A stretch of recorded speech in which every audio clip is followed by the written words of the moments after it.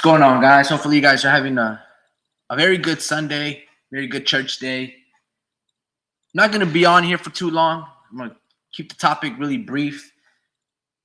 Every single one of these fighters, these professional boxers that have an outstanding amateur career, they want to be Jake Paul, or they wish they were in the position that Jake Paul is in.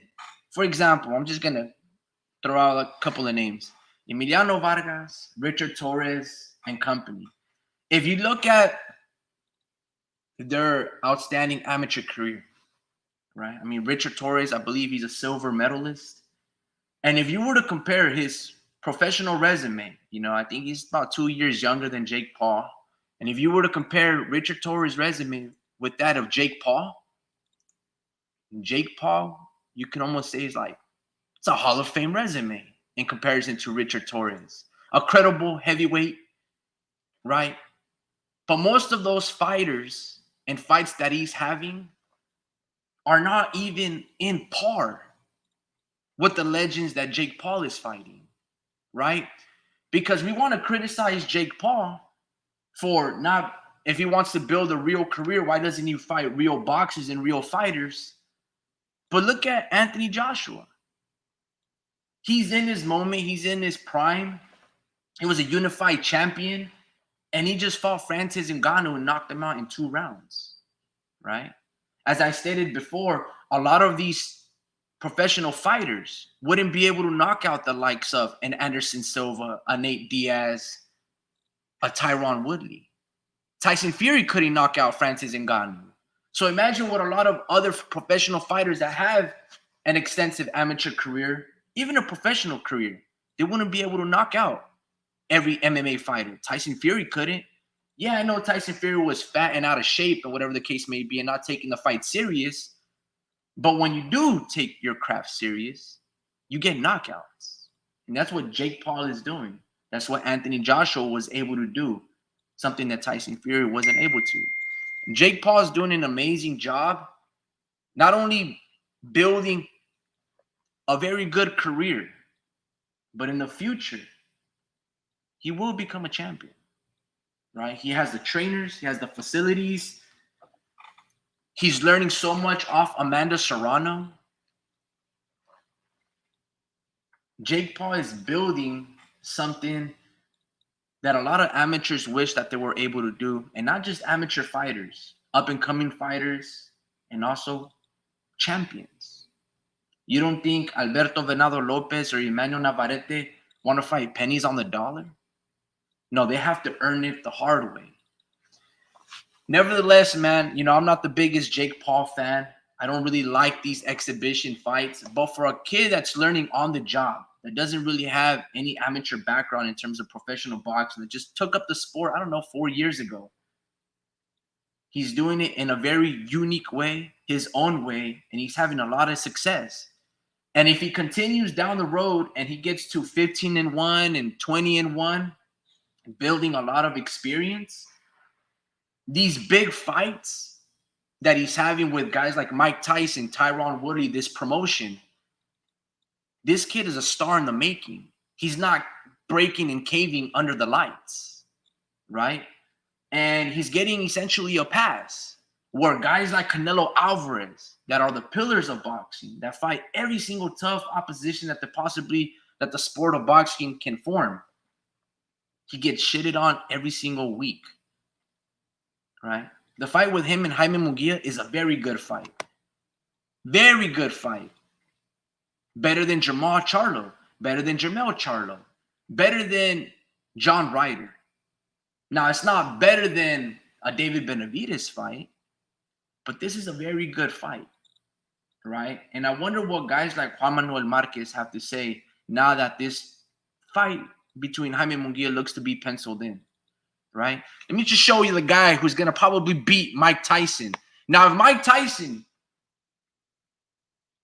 is a man of code, boxing code, he should knock the block off Jake Paul, right?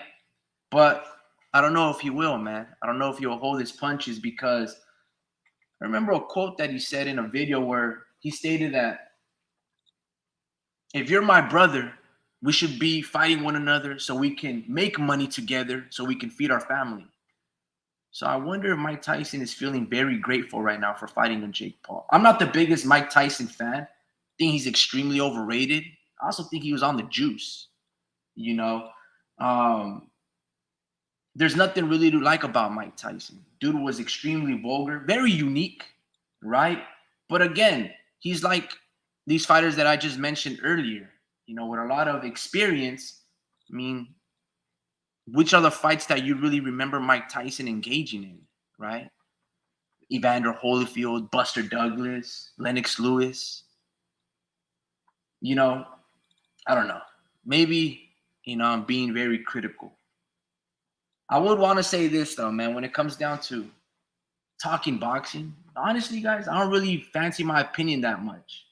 You know, it's one of those things where I'm talking boxing with my siblings, my relatives, but that's just where I want to keep it at. I don't really care too much about my opinion.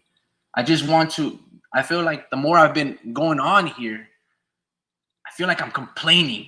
And rather than just sitting back at home and relaxing and enjoying the fights, you know, we're trying to popularize a sport, right? And structure it where it's kind of like, not a false premise, but like, it's not realistic. You know, it's like if I'm Kanye West and I'm trying to turn Kim Kardashian into a housewife, like it's not going to work. Like that's not who she is. That's not what boxing is. If you go in the sport of boxing with honest intentions, you're almost doing yourself a disservice. Now, that is a corrupt and perverted way to look at the sport, but imagine guys like Andre Ward who have all the credibility, who have the resume, who have the money. And he talks about how there should be a union and medical health care for all of these fighters. You can be the one to lead that, Andre Ward, but instead you try to talk shit and slander Canelo Alvarez because he made you become forgotten. You're you're extinct, Andre Ward, because whatever you try to accomplish, Canelo did it 100 times better. He became undisputed and beat a similar style and fighter with your height and athleticism in Caleb Plant, and he knocked him out, which is why you were training him. He beat an extension of you, and he became undisputed, in which you only won a tournament, right? And then he knocked out. He didn't need 2 fights and low blows. He knocked out Kovalev in his 5th and 6th weight class where you only competed in 2. That's how much greater Canelo is than you, Andre Ward. But instead of, you know, focusing on this healthcare, universal healthcare and structure and, you know, building great structure for the great sport of boxing, you're so fixated on Canelo Alvarez and what he's doing with his career. You're another Juan Manuel Marquez, another jealous, envious boxer that the more that you talk about, the more hatred that you're building upon this one-sided relationship where Canelo doesn't even acknowledge you. And you have an opportunity that if you feel some type of way because you are skilled, you can lace up the gloves and try to fight Canelo Alvarez, but you won't, Andre, Mr. Son of God Ward. Like, bro, like, you suck in comparison to Canelo Alvarez. And that's why nobody even talks about you. You try to make a documentary, but ain't nobody tuning in. You write a book, but ain't nobody reading it. But I guarantee you, if Canelo did a documentary and he wrote a book, it would be prevalent. And just again, he would outshine you. Anyway, man, Jake Paul, check this out, man. This is the guy that's going to be fighting Mike Tyson and probably knocking out Mike Tyson. I hope Mike Tyson just throws haymakers and puts an end to this. But check this out, guys.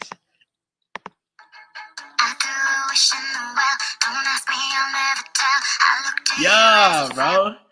This is Jake Paul, man. And he's knocking out street gangsters from, where's Tyron Woodley from? Fuck, dude, I forgot where Tyron Woodley's from, man. Ferguson, right? That's who he's knocking out. And that's probably this guy right here. He's probably going to knock out Mike Tyson.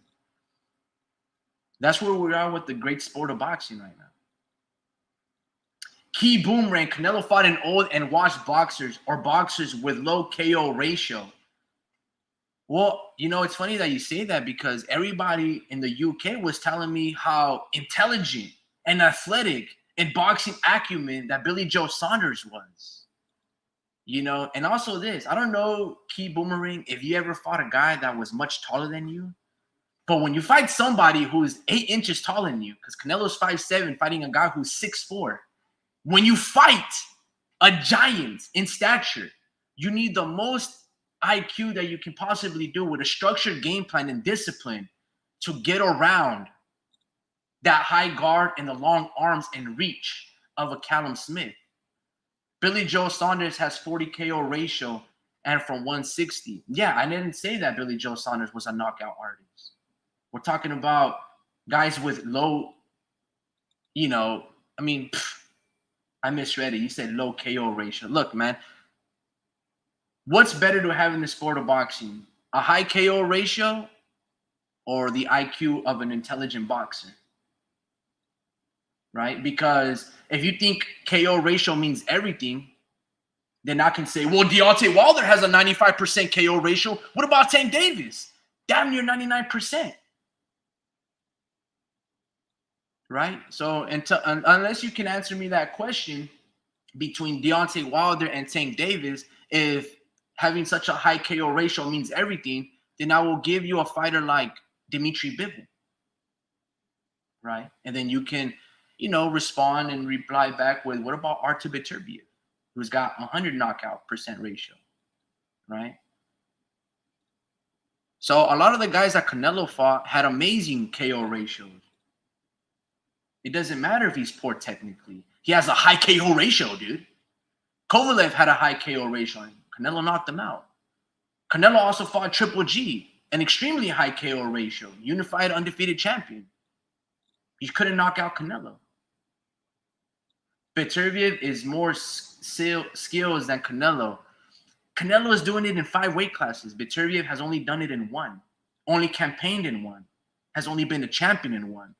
So by true definition of pound for pound and doing it in multiple weight classes, that's why Canelo's pound for pound number 1 and has been for a lot of years.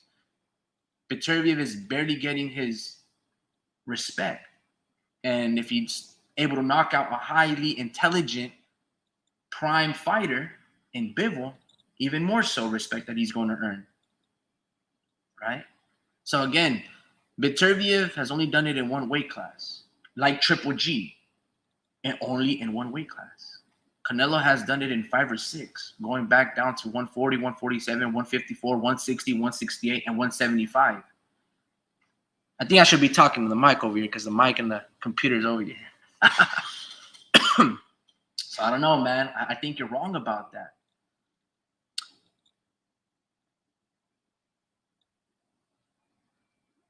KO ratios is nice on paper. Virgil Ortiz has also a 100% knockout ratio, but I'm not really highly on his resume. I think the best fighter that he has on his resume could be a Mean Machine and could be a Maurice Mighty Mo Hooker, right? Had Virgil knocked out Stanionis, I would have given him an enormous amount of respect. But he don't really have a Stanionis on his resume. 295 wins and 5 losses as an amateur. Best pound for pound in amateur when he moved up to pro. Lomachenko had 396 wins to 1 loss as an amateur. He lost in his 2nd fight. I don't know, is Orlando Salido a highly intelligent fighter? Is Orlando Salido a knockout artist? He probably has 45% knockout ratio like Billy Joe Saunders. So what I'm trying to say with amateurs is you can have all the amateur experience as you want, right? Like that's going to help. I'm not saying it's not going to, but look at Andy Cruz. He's got like over 250 amateur wins as well, and he can't knock out anybody, right? So again, like the KO is a beautiful thing to have to sell to the fans, and who doesn't like a definitive conclusion? There's nothing more definitive in this world than putting someone on their ass and sleeping them. You just saw it with Joshua against Francis Ngannou. When you have a high IQ like Tyson Fury, and you can't knock out Francis Ngannou and it goes to decision, man, you get ridiculed when this guy did it in 2. So I can understand where your admiration for a KO ratio. I love KO ratios. I mean, who doesn't like good knockout artists? Like, you know, that's manos de piedra, Robert Durant power. Like, everybody loves that shit. You know? Look, man, Eddie Hearn. I was supposed to talk about this, I don't know, 5 days ago. But nevertheless, you know.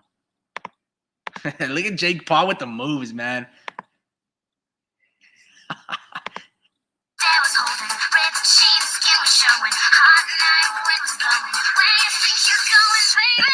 Yeah, let's go, dude. All right, man. Eddie Hearn.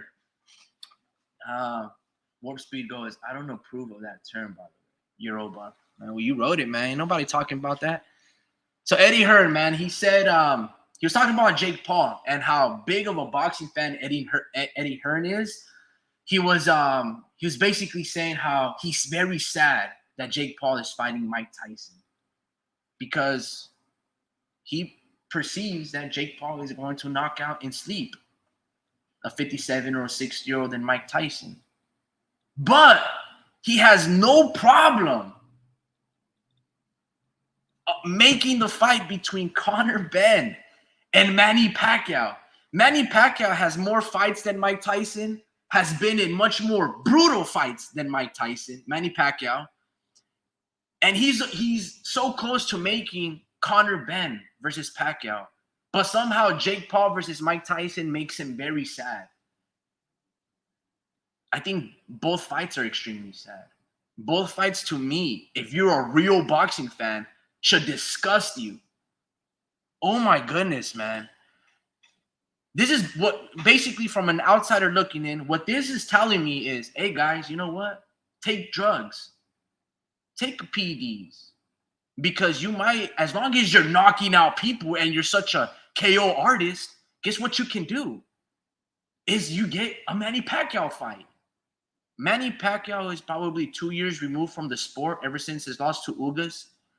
He has more brutal wars than Mike Tyson, has more professional bouts than Mike Tyson. One can say that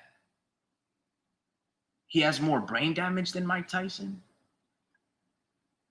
right? Because those fights with Morales, Barrera, Juan Manuel Marquez, Antonio Margarito, these are hellacious bouts that he engaged in.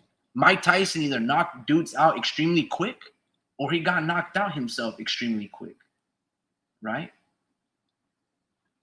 Whereas Manny Pacquiao, Eddie Hearn is okay in making that fight. The hypocrisy of this man. Manny Pacquiao should have exhibition matches right now. He should be fighting the likes of a Floyd Mayweather and Oscar De La Hoya, guys that are retired from the sport. That's who Manny Pacquiao should be fighting. Not drug cheats like Conor Benn. I know Eddie Hearn is desperate to have another star after Anthony Joshua. And if you guys keep telling me that he's the best promoter in this fucking game, this is not the actions of that. He's getting played.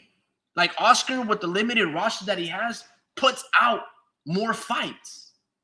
Eddie Hearn is taking, and Riyadh season and Turkey, they're just stealing the formula of PBC, honestly. Overpaying the fighters, overpaying the market, and selling to every single good fight on pay-per-view, it seems. It's the same rhetoric. But let's criticize Al Heyman all this fucking time.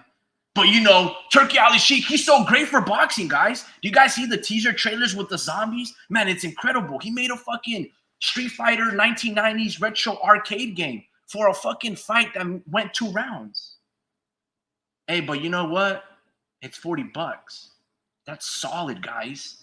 He's a true pioneer of the sport. He's such a big fan. He has classes that he devotes to studying the art of fighting and combat. Yet he was the one that started these exhibition matches and essentially legitimized the Jake Paul and the KSIs of the world. PBC never gave us a KSI or a Jake Paul. Eddie Hearn, Eddie Hearn, Eddie Hearn. Hold on, guys. I gotta respond to a couple of my family members on these texts.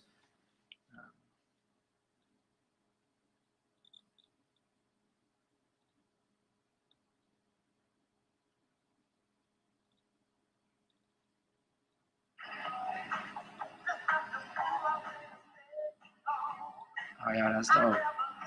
So my nephew, we have a classic lowrider cruiser bike, and he's putting it on the street show.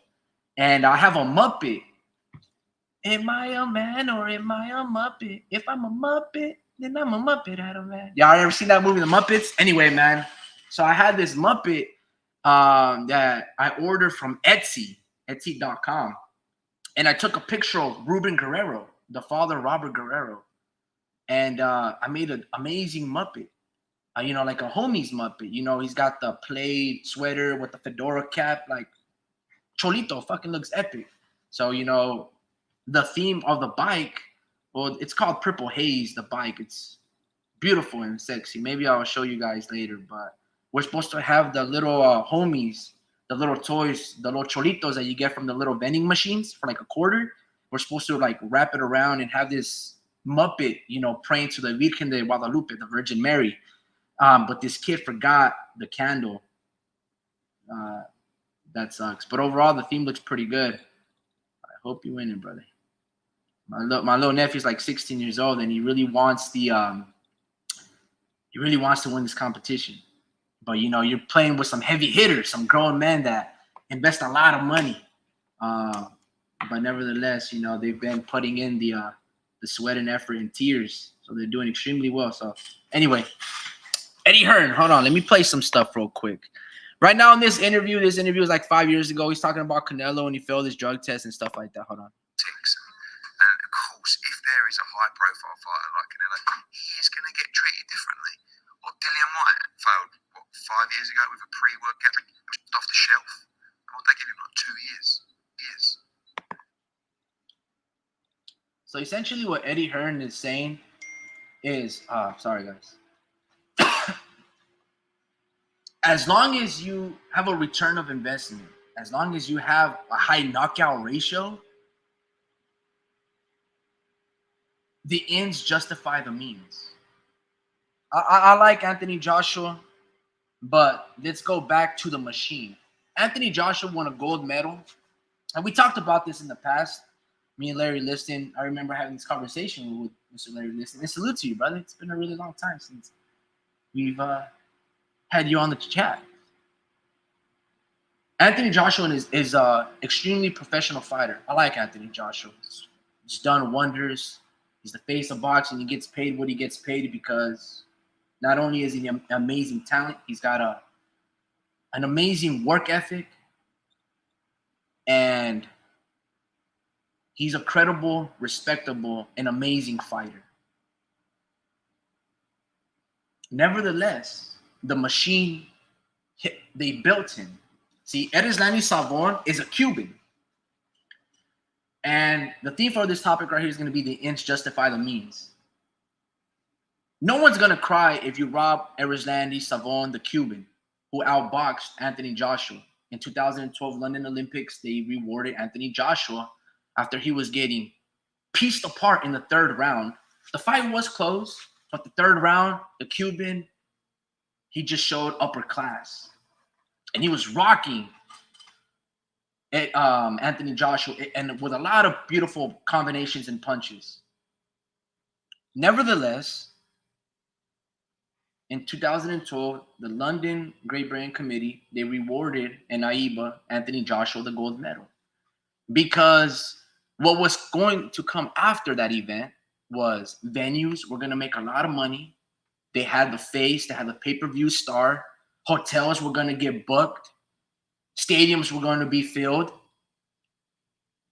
And AJ was the pillar that was going to reinvigorate and popularize and take boxing in the UK to major leaps, right? That only a select few people can carry in the sport of boxing. Anthony Joshua has the look, and he has the gold medal. There's this up-and-coming promoter that's very charismatic, and he can sell you a lead pencil, and Eddie Hearn. And Eddie Hearn has a relentless, at this time, hustle to himself, right? He's got the keys to the Ferrari. And the kid thinks he's a Formula One driver, right? And he's doing a lot of interviews. Eddie Hearn is the power. He's the power player. He's the power move. And coupled with a huge network in Sky Sports, followed with the product and Anthony Joshua, everyone's gonna eat. They're gonna make millions and billions of dollars off the back of Anthony Joshua. Like I said, hotels are gonna get booked, venues are gonna be sold out, merchandise, they're gonna be skyrocketing. Eddie Hearn eventually is going to get his $1 billion deal with DAZN, all off Anthony Joshua. Nevertheless, again, the ends justify the means. It's okay to rob the Cuban because Anthony is bigger and better. We have a huge vision for him that Cuban is never going to give us because he speaks Spanish. He's not as marketable as Anthony Joshua. And then there's all the politics and the legalities that you have to ship him over and, secure him into the country. No one's going to care about that. So Anthony Joshua is the face of boxing in the UK, right? He's got the gold medal. He gets the Klitschko fight. He beats Charles Martin, has an amazing fight with Klitschko. And if you pave Anthony Joshua the correct way, the story sells itself. He's a good worker. He's got a chip on his shoulder, wanting to prove people that he's not just, this statuesque Greek god figure, all muscles. No, that he's got skill, that he can box, that he's a fighter. And he showed you that skill against an aging, 40-year-old Klitschko, but nevertheless, one of the best heavyweight fights that you would see in this recent time. Anyway, as long as you're understanding where I'm going with this, I'm going to end the conversation right here, right now, right? Everything makes sense for the UK market to pick up Anthony Joshua and make him this bigger-than-life persona. And they've done a great job doing so, right? It's the same thing with Canelo and Triple G. It's the same thing with Devin Haney and Lomachenko. Triple G, Lomachenko, aging fighters. You can rob them because guys like Canelo and Devin are younger, and they're going to do what I just stated that happens with Anthony Joshua, right? Venues are going to be booked. Merchandise is going to be sold. Hotels are going to be packed. As long as the ends justify the means. For instance, sidebar. If I were to rob a convenience store and this convenience store had $15,000, and I would rob this cashier who I've been buying from all the time, I take that 15 grand, take a shortcut in life, and I turn that 15 grand into $5 million. I don't know. I make an amazing hip hop album. Who cares? I make an amazing short film.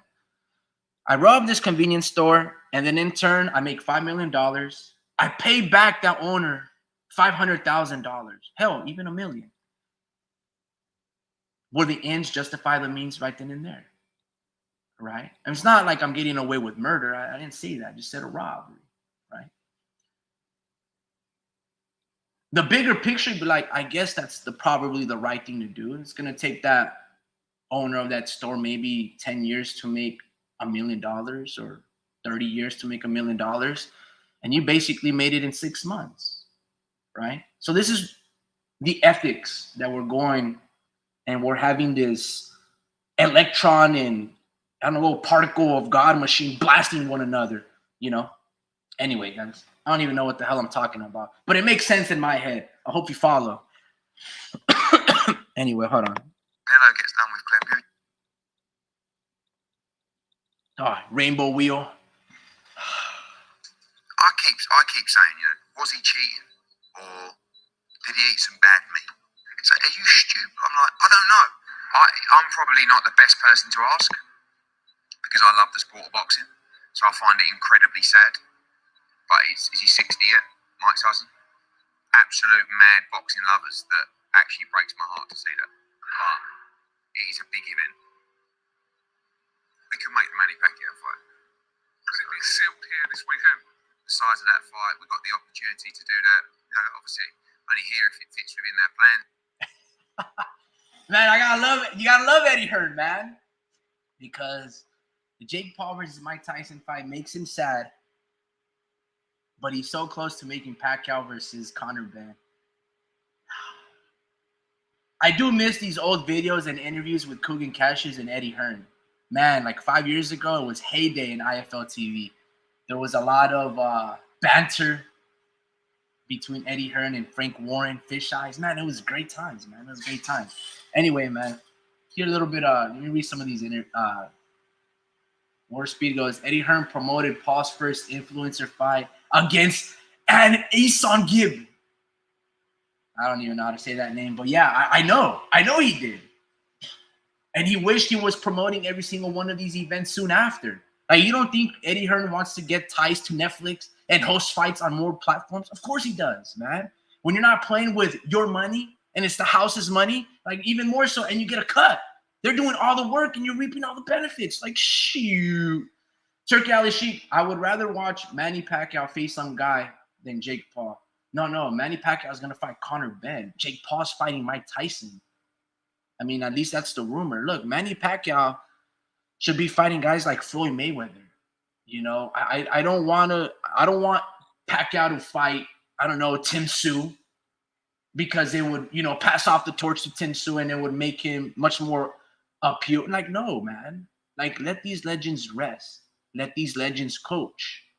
I don't want to see Robert De Niro, 70 years old, fighting Rocky Balboa in a grudge match movie. That's not appealing to me, you know? And it's not the old adage, in with the new, out with the old. No, it's none of that. I have respect for these legends. And if we need to make them money, well, you know what, Mike? Coach me. I would like to learn from you. You can take the 10% trainer fee. I don't want to kick your ass or have you kick my ass, you know? Because that strength is real, guys. That strength is real. Larry Listen goes, Turkey Ali Sheik is giving us mediocre-ass fights. That entire card had two good fights, Bob versus Vargas and Madrimov versus Kurbonov. I agree, man. Let me highlight that because War Speed will tell you otherwise. Man, that dude puts on the cape for Turkey Ali Sheik. I couldn't have said it and wrote it more eloquently than yourself, Larry. Where's that comment? Right here.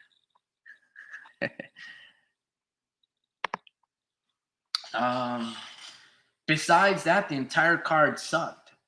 I'm not gonna lie, almost every single one of his events has sucked. I think the only good ones have been Usyk versus Joshua. I think he's the one that hosted those two.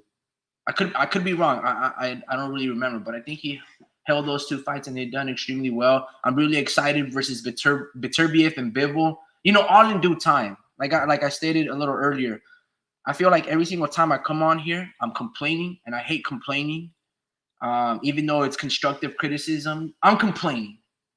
And I'd rather just enjoy these fights. So I don't know how much more lives I got under my belt because I just want to enjoy these fights and stop. And I don't want to be so critical. You know what I mean? Like, it's not what I do, man. I respect these fighters, and I'm just gonna enjoy the ride. But we'll see. Larry Listen goes, besides that, the entire card sucked. Ward Street goes, Larry Listen, good moral, sir. Or is it Eve? Eve at the moment, salute. So did Roberto Camarelli. AJ got outboxed by some Italian as well. AJ is manufactured. Good boxer, yeah, but has a very careful, and he's been very carefully maneuvered. I agree. I will catch up to the Eve soon enough in 5 minutes, my friend. Notice how they settled Wilder and Zhang against Parker. That was AJ's two biggest threats that he didn't have to face. I agree. He didn't have to face Wilder, Big Bang Zhang, and he didn't face Luis King Kong Ortiz. You see, what's very interesting about Eddie Hearn, and I can't blame him because he's been rather consistent when it comes down to his fighters popping dirty. Alicia Baumgartner, like I tried to say earlier, 25 minutes ago. When you reward Conor Ben for the Pacquiao fight, what it tells me as an outsider looking in is that I can take drugs, build a manufactured career, not fight no top 10 fighters at welterweight, and still get rewarded with a fat ass $50 million check against an aging star and one of the legends in the sport of boxing in Manny Pacquiao. Alicia Baumgartner, why isn't she stripped? Why didn't they make her fight with Michaela Mayer a no contest? Why does she get to be on the record books as undisputed? Dylan White, he popped dirty, I don't know, 2-3 times. He still got rewarded a WBC Tyson Fury world heavyweight title shot. Eddie Hearn has been very consistent rewarding drug cheats. But when it comes down to Cheeseburger Miller, when it comes down to King Kong Ortiz, those two fighters I'm not going to reward because they're beating my fighters. It's very interesting how Eddie Hearn works and how really nobody calls him out on this. It sucks, guys. It sucks. Anyway, I would say this though, Larry, that Anthony Joshua would have beaten and knocked out Big Bang Zhang. Anthony is very athletic. He hits extremely hard. He would put Zhang on his ass. Relatively easy. You know, Zhang doesn't throw a lot of punches. He's very heavy-footed. Gasses out. He's also 41 years old. AJ would knock him out easily. You know, it would be rough at first, but AJ is no Joe Joyce. Joe Joyce also would get knocked out by AJ like in 3 rounds. These guys are very stiff fighters that don't move off the center line. Guys like Joseph Parker went the distance with AJ, and obviously he can beat Wilder and beat Zhang because he's athletic enough to bounce on his feet.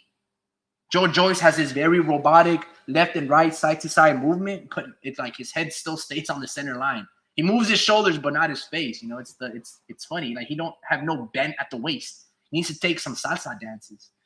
By the way, I'm not saying Helenius versus AJ was fixed, but Wilder versus Helenius clearly was. Man, everything about Wilder's career is one of the most overrated, farcical careers in the heavyweight division. The guy faced like no fighters with a pulse, and then he fired all his team and made them crazy, incredulous, like excuses in the world. Like, what a joke. He fired Mark Breland, blamed him. Glovegate conspiracy, man. And look at the situation with him and his brother, and after like his ex-girlfriends or whatever, or while they're doing that to his brother, whatever the case may be, you know, because those guys don't even know how to speak, let alone write. So when they put thought onto paper, it's like mumbo jumbo. It's like, bro, I can't even piece this together. Are you saying that your brother never supported you in your boxing career and he's sleeping with every single one of your girls that you break up? Or are you doing that to your brother? Because like, I just don't understand. It's like, I don't know. Who cares, man? Like, that's a guy who's going to be forgotten. Wilder is only known for a couple of things, man. Till this day. And apparently he became the spokesperson for black trauma in history just because of that quote. And then he's known for knocking out guys in 1 second in one punch in Dominic Brazil. And that'll go viral for 50 million. And all of a sudden he's the most amazing heavyweight fighter in history. It's the biggest joke, man. Yeah, Wilder's the biggest. It's one of the most ridiculous careers I've ever seen built. Worse than Jake Paul, man. Like, give me Jake Paul any day over whatever Wilder did. You know, but salute to that King Kong Ortiz fight, though, and those Tyson Fury fights. So, those were cool, man. I really like those fights a lot. A lot of replay value, great entertainment.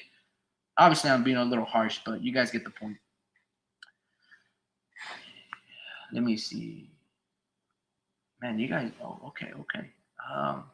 So did Robert Camarelli. I read that. And who did AJ face? The weakest European heavyweights that he could find. Weak ass Otto Wallin, who had no power, and that pro diver Helenius. Yeah, man, I missed that one. What the hell? Cherry picked Andrew Ruiz and got sparked out. Thought they could cherry pick Usyk like Wilder cherry picked Fury, and it went wrong. They thought some little cruiserweight would be easy work. I agree. Now, that's the truth. That's the truth of the matter right there. That's absolutely, at least the way I perceived it. You know, when it backfired, oh, he's an amazing fighter.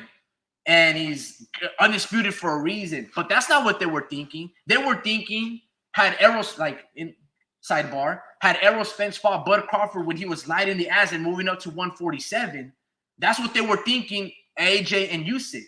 Let's not let Usyk get all this experience. Let's beat him now. He can knock out Tony Bellew. Man, he went the distance with Chisora. Imagine what AJ is going to do. And then wrong. Usyk proved to be this immovable object, formidable force, like amazing. Warp Speed goes, you know what? I like that comment a little more. Let me just try to find it. Boom. I think it's that one. Man, Larry listening with the gems. Warp Speed goes, I know the threat Malik Scott fight looked super fishy. That one-eyed blink by Malik, then the forehead tap from Wilder to his quote-unquote sleep Scott. Absolutely. Absolutely, man. That's like all of his fights. Funny coming from Eddie Hearn when AJ is so obviously on the juice, just great genetics and training all day. Yeah, fucking right. I agree. I mean, Dylan White spoke to it. He was like, man, he wasn't that big or cut up in the heavyweight division as an amateur. And then as he turns pro, 30 pounds of mass, all muscular and muscles. That's the reality. I mean, apparently he's under VADA, but he's never fought or held the WBC belt, right? They used USADA or WADA, you know? And if anything, what Victor Conte has stated, you know, those aren't the top tier drug agency companies. And again, when you have this machine backing you and there's venues and hotels and merchandise and networks and pay-per-views to sell, when you're generating $1 billion, at the end of the day, for these people, these investors, right, who Eddie Hearn has to pay to kind of have this underlying influence and agreement that if AJ keeps winning, you're going to keep getting that job as a referee, that job as a ref or a judge, right? That venue. There's an underlying agreement where we don't have to, I can just look at you in the eye and we can understand each other without ever having to utter or email one another a word about what's needed to be done to make this $1 billion. It feeds everybody. So yeah, I agree. Again, if you're on the juice, you can become undisputed. If you're on the juice, you can get a Manny Pacquiao fight. If you're on the juice, you can get a shot and title at a WBC heavyweight belt. That's the underlying message. When you sign with Eddie Hearn, you earn with Eddie Hearn. And that's the truth. And everything else goes. Crazy, man. I mean, that's the way I'm looking at it, you know. But, you know, they will tell me that Eddie Hearn is the greatest promoter in the sport of boxing. I mean, you know, he's what the sport of boxing needs. It's what they tell me. I mean, I see it other ways, but, you know, I could be wrong here. Again, why am I trying to turn a hoe into a housewife, right? Why would I try to clean up the sport of boxing and go in there with a pure heart and honest intentions when it's anything but? I'm setting up myself for failure. I'm not willing to die trying for it either. You know, what are we talking about? AJ versus Ngannou sucked. Mismatch of the century. Just a meme, circus fight, just to prove what Fury couldn't do and how greater AJ is. Yeah. By the way, shout out to Ray Vargas. He fought against the knockdowns, was close to getting sled, but kept surviving in those late rounds. I think that was fight of the year contender. I will have to watch Madrimov and Kurbanov and Ray Vargas and Nick Ball. Those are the two fights that I missed. I don't really exactly remember what I was doing that Saturday morning, but I know that I was running a lot of errands. Warp Speed goes, what a great way to dig deep and remain composed by Ray Vargas, but he was making it a stinker by circling around. Not the most exciting fight. I'm glad Nick Ball came to fight. I don't agree, Warp Speed. Ray was throwing shots, being offensive, trying to trade in the pocket and fight. His legs being more and more tired. It wasn't like Jasmine Ortiz just running the entire fight. And Pachuco said something, we were talking about it when that fight happened, where the refs have a duty to tell these fighters, if you keep disengaging from boxing, from a fight, we have to deduct a point, or we're going to have to take some money off your paycheck, because nobody wins with those type of stinkers. And he was saying, Pachuco was like, they do that in Muay Thai. So they need to do that. And penalize these fighters because it hurts the brand of boxing and the fans, the paying fans, and the viewers at home that pay for the subscriptions and company. Our time and our money needs to be respected. We're paying for championship fights, no amateurs. Amateurs is for free. You can watch it on my YouTube. It's for free. But everything else, in terms of a championship and a belt on the line, you got to lay it on the line. Jermaine was scared. Ridiculous. Warp Speed goes, I actually didn't see much difference from how he outboxed from Haney. And we know what people say about Devin. AJ got knocked out by Andy Ruiz. You're telling me Andy Ruiz is super athletic? Wait. You know what, man? Yeah, I think Andy Ruiz is very athletic. He's got very good feet, and he's got an amazing combination hand speed punching. Like, that's athleticism, you know? Because Big Bang Zane can't do what Andy Ruiz could do, you know? And I don't think, I mean, we would all agree that Big Bang Zane is not athletic at all. But Andy Ruiz, for as big and like as he is at his gut, man, he's got impeccable hand speed. Fucking moves like Mike Tyson. Like, you know, throws those Juan Marquez combinations. Hell yeah. He's athletic. And he's got a lot of bounce to his stare. You see how he was cutting off the ring? Wait. He looked like shit in the second fight against Joshua, cutting off the ring. But the first fight, man, he was bouncing like Mikey Garcia. He got fast hands, yeah, but that's about it. Andy was never a master boxer. I disagree, man.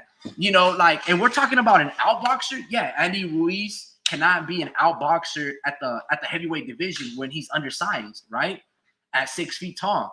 But he's a master inside fighter, right? Like, he's not the complete master boxer, right? He can't bounce like Anthony Joshua did in the second fight. But look how he did against King Kong Ortiz. Solid, bro. Solid. I would put Andy Ruiz as a master boxer. You know? Yeah.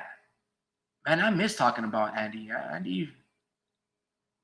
Man, I fucking hate boxing, dude. Like, dude, the inactivity of these fighters, like, fucking shame, man. Shame. Larry Liston goes, athleticism and sprinting and boxing are two entirely different things. Just because you're a big sprinter or linebacker doesn't mean you can be taught how to box. Yeah. But who would the linebacker be in this situation? AJ? Like, nah, man. These fighters, I think Andy and AJ are the two best heavyweights alongside Usyk as well. Usyk being greater than all of them. And then I would, those three would be my pillars right now. And then you would add Tyson Fury as well. But I just don't like Tyson Fury's unprofessionalism. One day he looks amazing, unfathomable at 6'9", who could beat this guy. And then there's other times he looks like shit against, I don't even know, like the Francis Ngannous of the world, the Ottawa Leans. It's like, bro, like, you can't trust Tyson Fury, you know? That's another falsehood that I've seen get destroyed several times in gyms, and I've been in it. Yeah, I agree. I don't think you need, like, well, I would say this. I've been athletic in my life, like my entire life, played multiple sports. I wasn't the biggest, the strongest, the fastest, but I was really good at everything. But I was very athletic.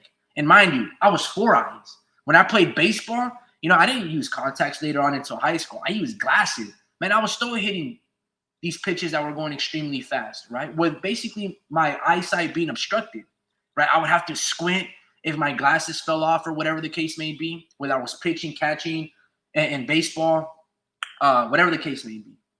But I was always athletic. Like, for me, I would rather teach athletic people. I can teach you how to box athletic. I can't teach you how to be tough. And I can't teach you, you know, when the going gets tough, that you're going to have that dog mentality. But I like athleticism, right? I can teach athletes how to box. Now, if you're not athletic, then I hope you better have a lot of heart, grit, and you better have that dog in you. Because if you can't do basic movements and you're very uncoordinated, man, this is going to be a hurt business for sure. So me personally, I like to train athletic people. I'm not saying that I couldn't take a bag of milk and a bag of flour and not coordinate it, but it'd be much, like I need some mobility, I remember reading this this Russian Soviet like booklet about the Cuban style of boxing because they kept getting beat in the amateurs by them, and they wanted to know, and they started like to train.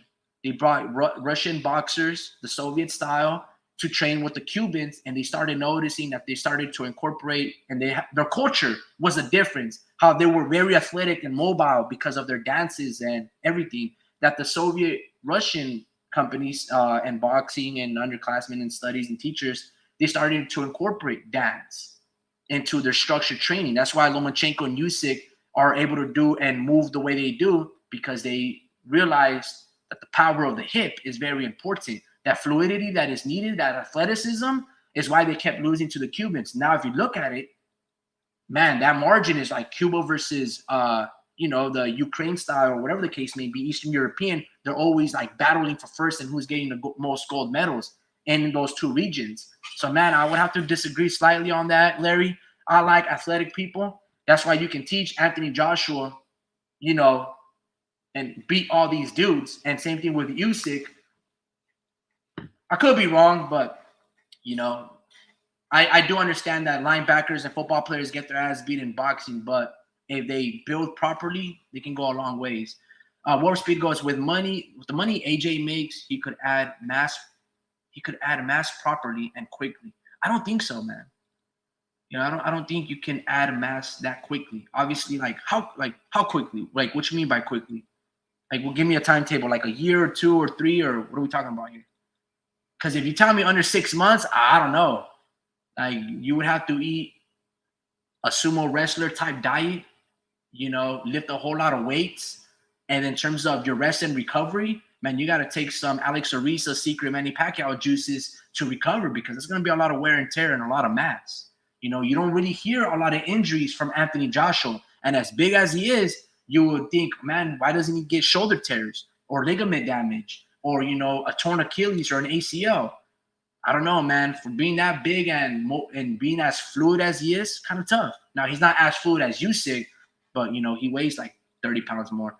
Besides, it's been years from where he started seeing AJ coming up where he is now. No field test, all speculation. I agree. No, it's true. Fair point. Vince Vargas goes, good evening. Salute to you, Vince. Hopefully everything's going well with you, brother. Good evening, sir. We missed you on the past live. Glad you are here in the afternoon. Glad there's no rain. You know what, though? I love seeing rain in California, because when I look at the mountains and the hills in our area, man, they look green. You see the little California poppy leaf, the little orange one. You see the little purple ones too. Man, it looks gorgeous. It just looks like the terrain.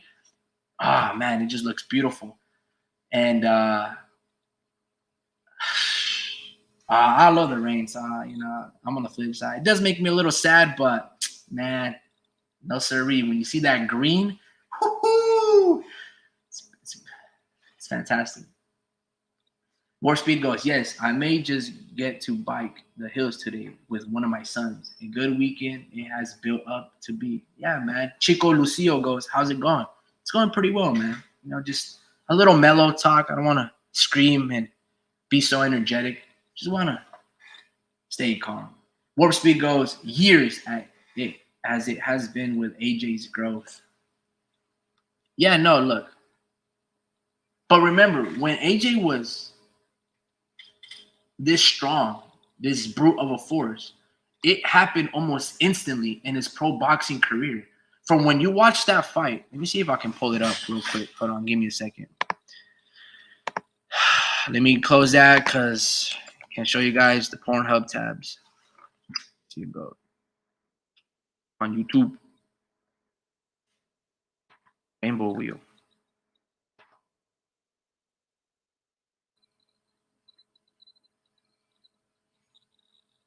Let me see. Alrighty here. So what we talking about? Anthony Joshua and Erislandy Savon. Anthony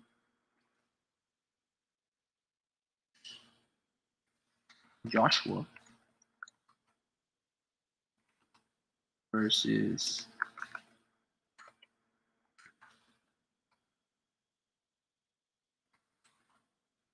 all right. Let's see how big Joshua looked here. Man, the body transformation. I don't know. I know YouTube will strike this one down just because, that's what they do with the Olympics. But let me show you a picture. Yo, Speed. Look at this. Joshua's the kid in blue.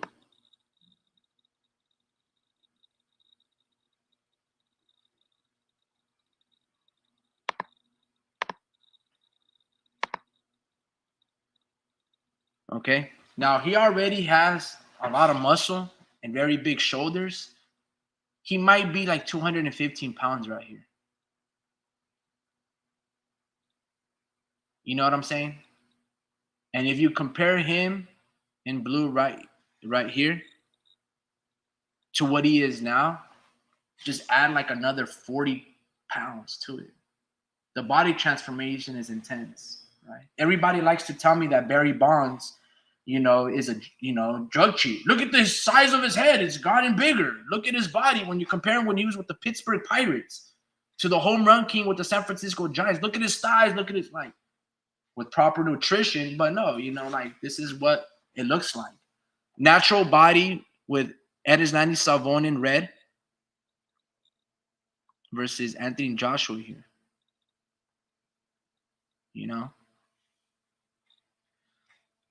I don't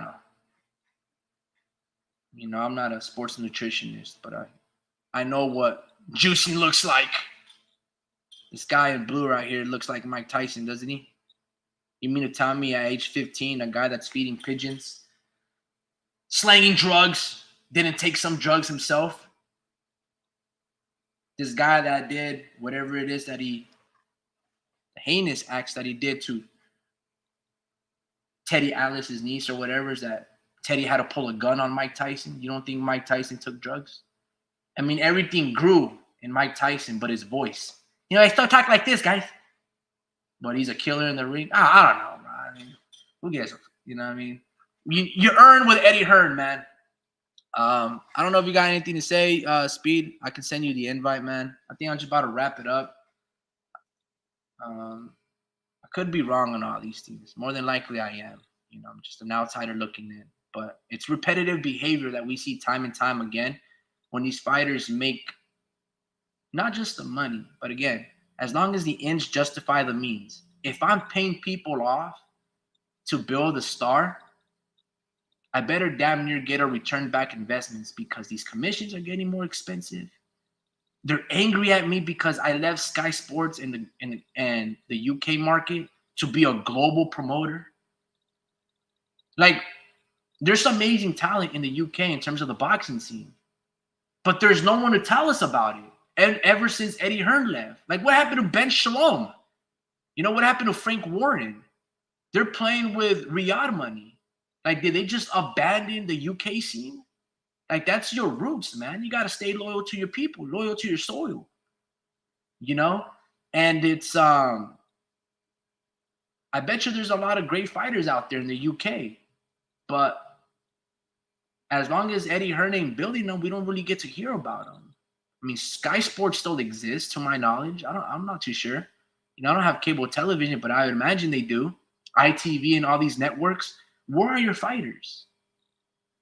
See, and they're angry. That's why they're coming after Eddie Hearn, right? That's why they're trying to suspend all his fighters.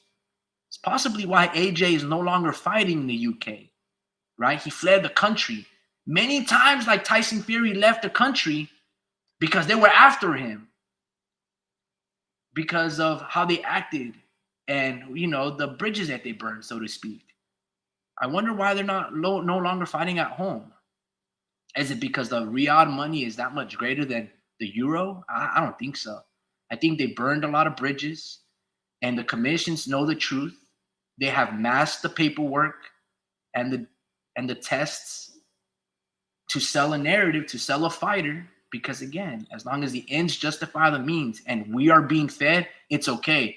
But the minute you leave and I'm a starving dog, or I'm going to bark and I'm going to bite, and I have the means and the pull and litigation and the lawyers to do so, maybe Anthony Joshua fled the country like Tyson Fury because, for good measure. Maybe I'm wrong. Hold on. Let me close this off real quick.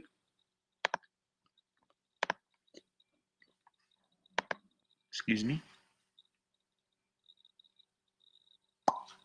I mean, what do you guys think? Am I just, talking out the side of my neck?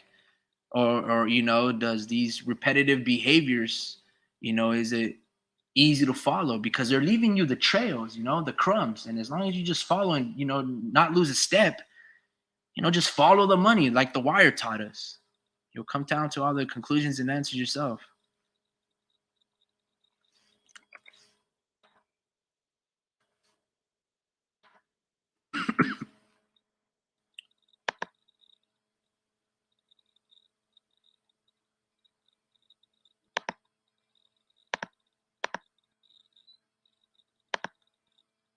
Alrighty, Speed. Check your email, man. I just sent you the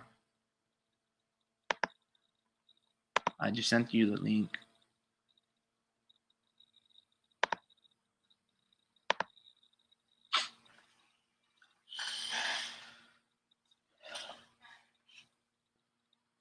I think that's pretty much all I really had to say. I wonder, what Warp Speed can add, but we'll see. Give me a second, guys. Let me see if he hops on. If he doesn't hop on in the next 2 minutes, I'm gonna wrap it up so you guys can enjoy your Sundays with your family and your loved ones. Eat some amazing ice cream on this extremely 95-degree weather out here.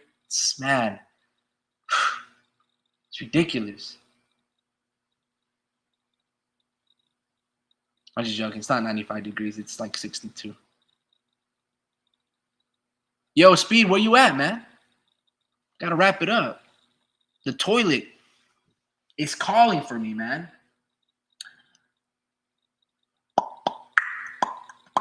He's getting his Louis Vuitton headset on, Even though it still echoes, he told me that he spent like $2,500 on this Louis Vuitton headset because it's very comfortable on the ears and has this leopard coat.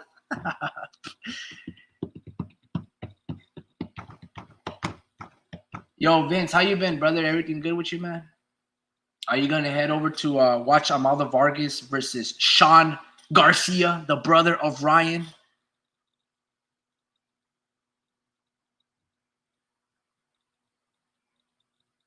Oh, Ryan.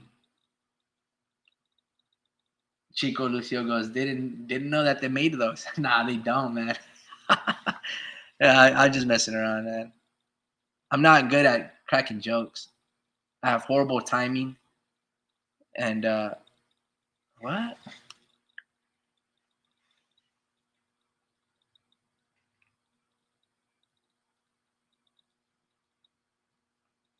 He's saying if I ended the live. I don't think so.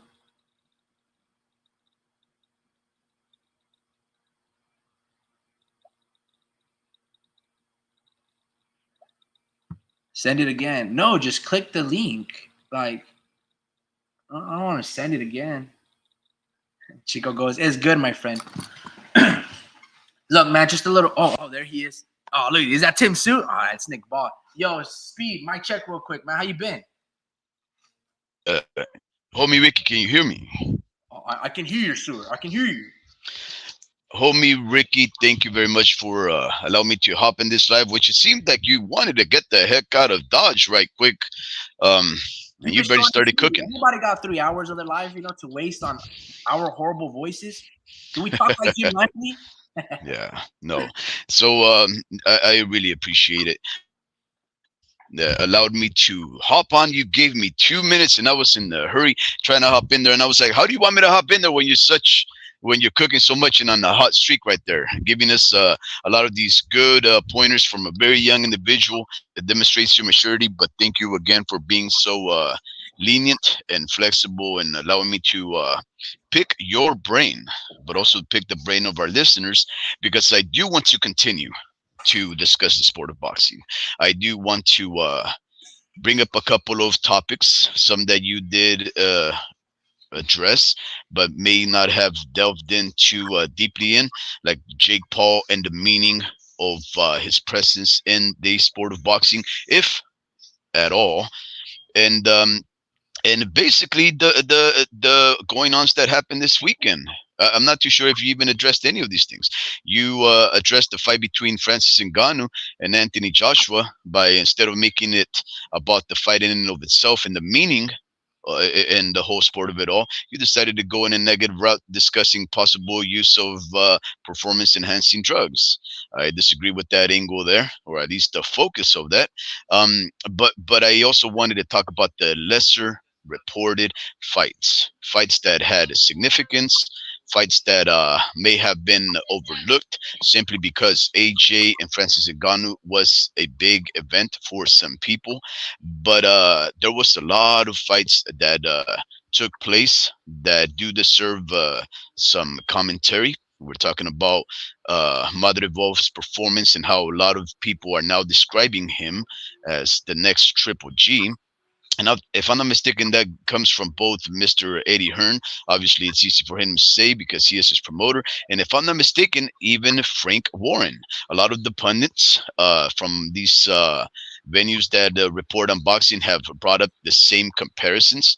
I wanted to see if you had watched that fight because I know you're very astute and knowledgeable about breaking styles and identifiers for similarities. So I wanted to go there also. But I do want to just take the opportunity to wish everybody a good eve. To Mr. Larry Liston, always a pleasure, sir. Thank you very much for hopping on. I know you're very knowledgeable about some of these insider things, and we always like it when you contribute tidbits of information that we won't get anywhere else besides from you, because it seems like you are an insider moving within the sport of boxing. So we appreciate any little nuggets there of insider knowledge. We do like to welcome Mr. Vince Vargas, our long-time listener, our very first commenter, our very reliable uh, listener. And in fact, ever since I became apprised of his presence as a listener, he's only missed 2 lives. And I will tell you, I know how many lives he's missed because I count them because he's so reliable. So we missed his presence, but it's good to have him back. And of course, our new listener, Chico Lucio, or maybe he's not a new listener, but maybe he's just the first time commenter. Good eve to you, sir. And yep, this is Warp Speed, Mr. Big League Chew. For those that don't know what that means, I'll tell that story someday, but not right now. Um, Homie Ricky, I wanted to see if maybe I can just discuss Jake Paul and Mike Tyson with you. A little more than what you already addressed, right? Uh, you and I, we talk a lot about the sport of boxing. You and I seem to, I don't know, would you say have come to a happy understanding when it comes to our disagreements or differences of opinions when it comes to Jake Paul and the involvement in the sport of boxing? Would you say that you and I share some uh, agreements in the sense that we understand the importance of Jake Paul's presence in the sport? Would you say that we acknowledge that it is a possibly favorable uh, participation in the sport, or would you disagree with that notion? I will never agree with that notion. Yeah, that's funny I because don't when think you and I we you talk agree on about it, anything, man. whenever you and I we talk about these things in person, whenever you're completely adamantly against anything that I say, you say you are wrong. You're wrong, and I haven't really had you say that. Um, I know that you don't necessarily approve of Jake Paul, especially with this crazy old matchup between a almost sextagenarian, 57-year-old Mike Tyson to a 27-year-old Jake Paul, a shoe-in Hall of Famer Mike Tyson versus a guy that barely fits in his shoes, and Jake Paul, right? And and I'm trying to understand, right? I asked you when we were over here in person. I asked you, what does this say about Mike Tyson? Right? Because that's really what the question is. When we talk about any of the fights that Jake Paul's taking on, uh, most people will say, "Oh, he's just an influencer. He doesn't mean nothing to the sport." And there is some truth to that. Some say, "Oh, he's a wannabe boxer who's just cherry picking." There's some truth to that also. Oh, this guy only takes non-fighters, MMA fighters, and he's mostly just disrespecting and embarrassing MMA community, but not so much boxing because he's not really a boxer. There's some truth to that. But then there's men like Mr. Golden Boy, Oscar de la Hoya, who a lot of people seem to overlook the context or the subcontext of what he is saying in one of the little shorts that is going on around in YouTube. Homie Ricky, can you please uh, YouTube Oscar de la Hoya Jake Paul? For those, Just tell us what you know. Just tell us okay. what you said. Well, see, I hate doing that. I hate doing that when we can just play 30 seconds of a video, right? Because I would have to paraphrase, and sometimes I'm not the best interpreter of other people's opinions or words. But I like to let them talk whenever it is possible for them. And Oscar de la Hoya said some very interesting things about Jake Paul and about Mike Tyson, of course. But if you don't want to play that What did he say? 36, You just say like 2 paragraphs of nothing. What did Oscar De La Hoya say? he said he does not want Jake Paul to fight Mike Tyson because he's quote unquote afraid for Mike, and because he also said something about if Jake Paul wants to be a boxer like he says he does, this is not the way to do it. Now, So just so the our chat knows, what you just stated was pretty much verbatim of what Oscar De La Hoya said. So you don't need videos if you know what he stated. So keep going. yeah, but what he doesn't state, right, is the importance of Jake Paul and what it could signify for the future of boxing, right? When when you take into consideration what Mr. Eddie Hearn and Oscar de la Hoya have been saying recently, especially in Oscar's case, it's almost like if he's extending a hand, an open invitation, so that Oscar de la Hoya can allow him to become a reputable fighter, a reputable boxer who will be recognized and respected as such in the sport of boxing. And in fact, he actually mentions, if I'm not mistaken, the word champion. Now, homie Ricky, it's like this. If Jake Paul is an Instagram star and nothing but an influencer, just basically being very creative with the matchmaking in order to maximize profits, a man as deeply involved and aware of the sport of boxing and its going ons like Oscar de la Hoya would never say the name Jake Paul and in the same sentence mention championships. When you consider that Oscar de la Hoya stated that, what he is saying, maybe unbeknownst to many, but definitely subconsciously, he is saying Jake Paul can become a champion. Jake Paul can become a respected boxer. He just needs to take the right fights. Now, what Oscar de la Hoya is basically insinuating is that if Jake Paul decides to become a boxer, he has to stop with the shenanigans. He has to stop with the, funny MMA fighters with the ready psychotics to skin like Nate Diaz and apparently chinny fighters like Tyron Woodley. He has to stop fighting these basketball players. He has to stop fighting 60-year-old men. But he mentions the word champion because he sees a potential in Jake Paul. And I've told you this, right? I've told you that in my opinion, when I see Jake Paul, and not so much the fights that he is taking, right? Even though you can't really discount a win against Nate Diaz and Tyron Woodley because they are fighters that know a lot of styles, right? And they are powerful individuals who've been doing this for decades. So you can't discount those. But when you look into those kind of fights, what you say is, look, Jake Paul is beating these guys, but at the same time, how is he beating them?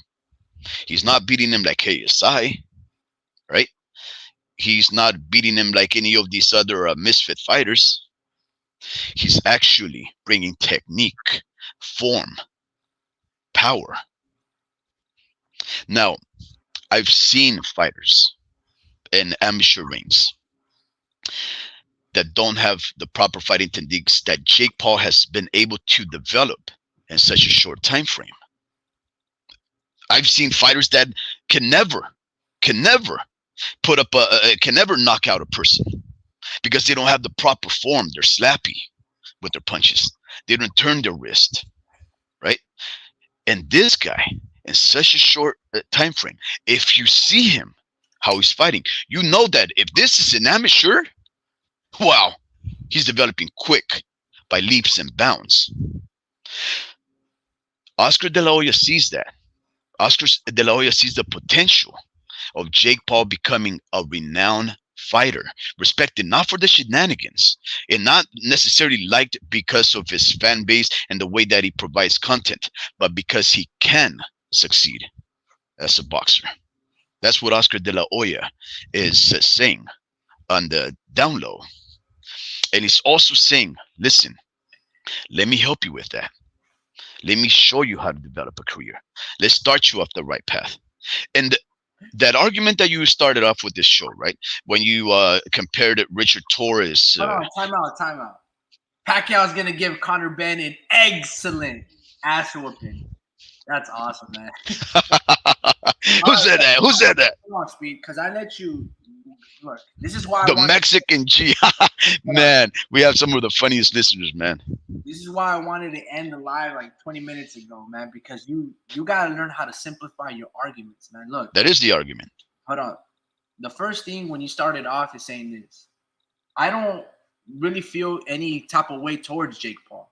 You know, I don't think he's bad for boxing. What I have a problem with, right, is the inconsistencies of Eddie Hearn and relationships to Jake Paul. See, one of the beautiful things about the internet, a cell phone, and YouTube, and especially boxing, is that there's so much knowledge out there that YouTubers and any informative video, they can teach you how to do things without you having to go to school.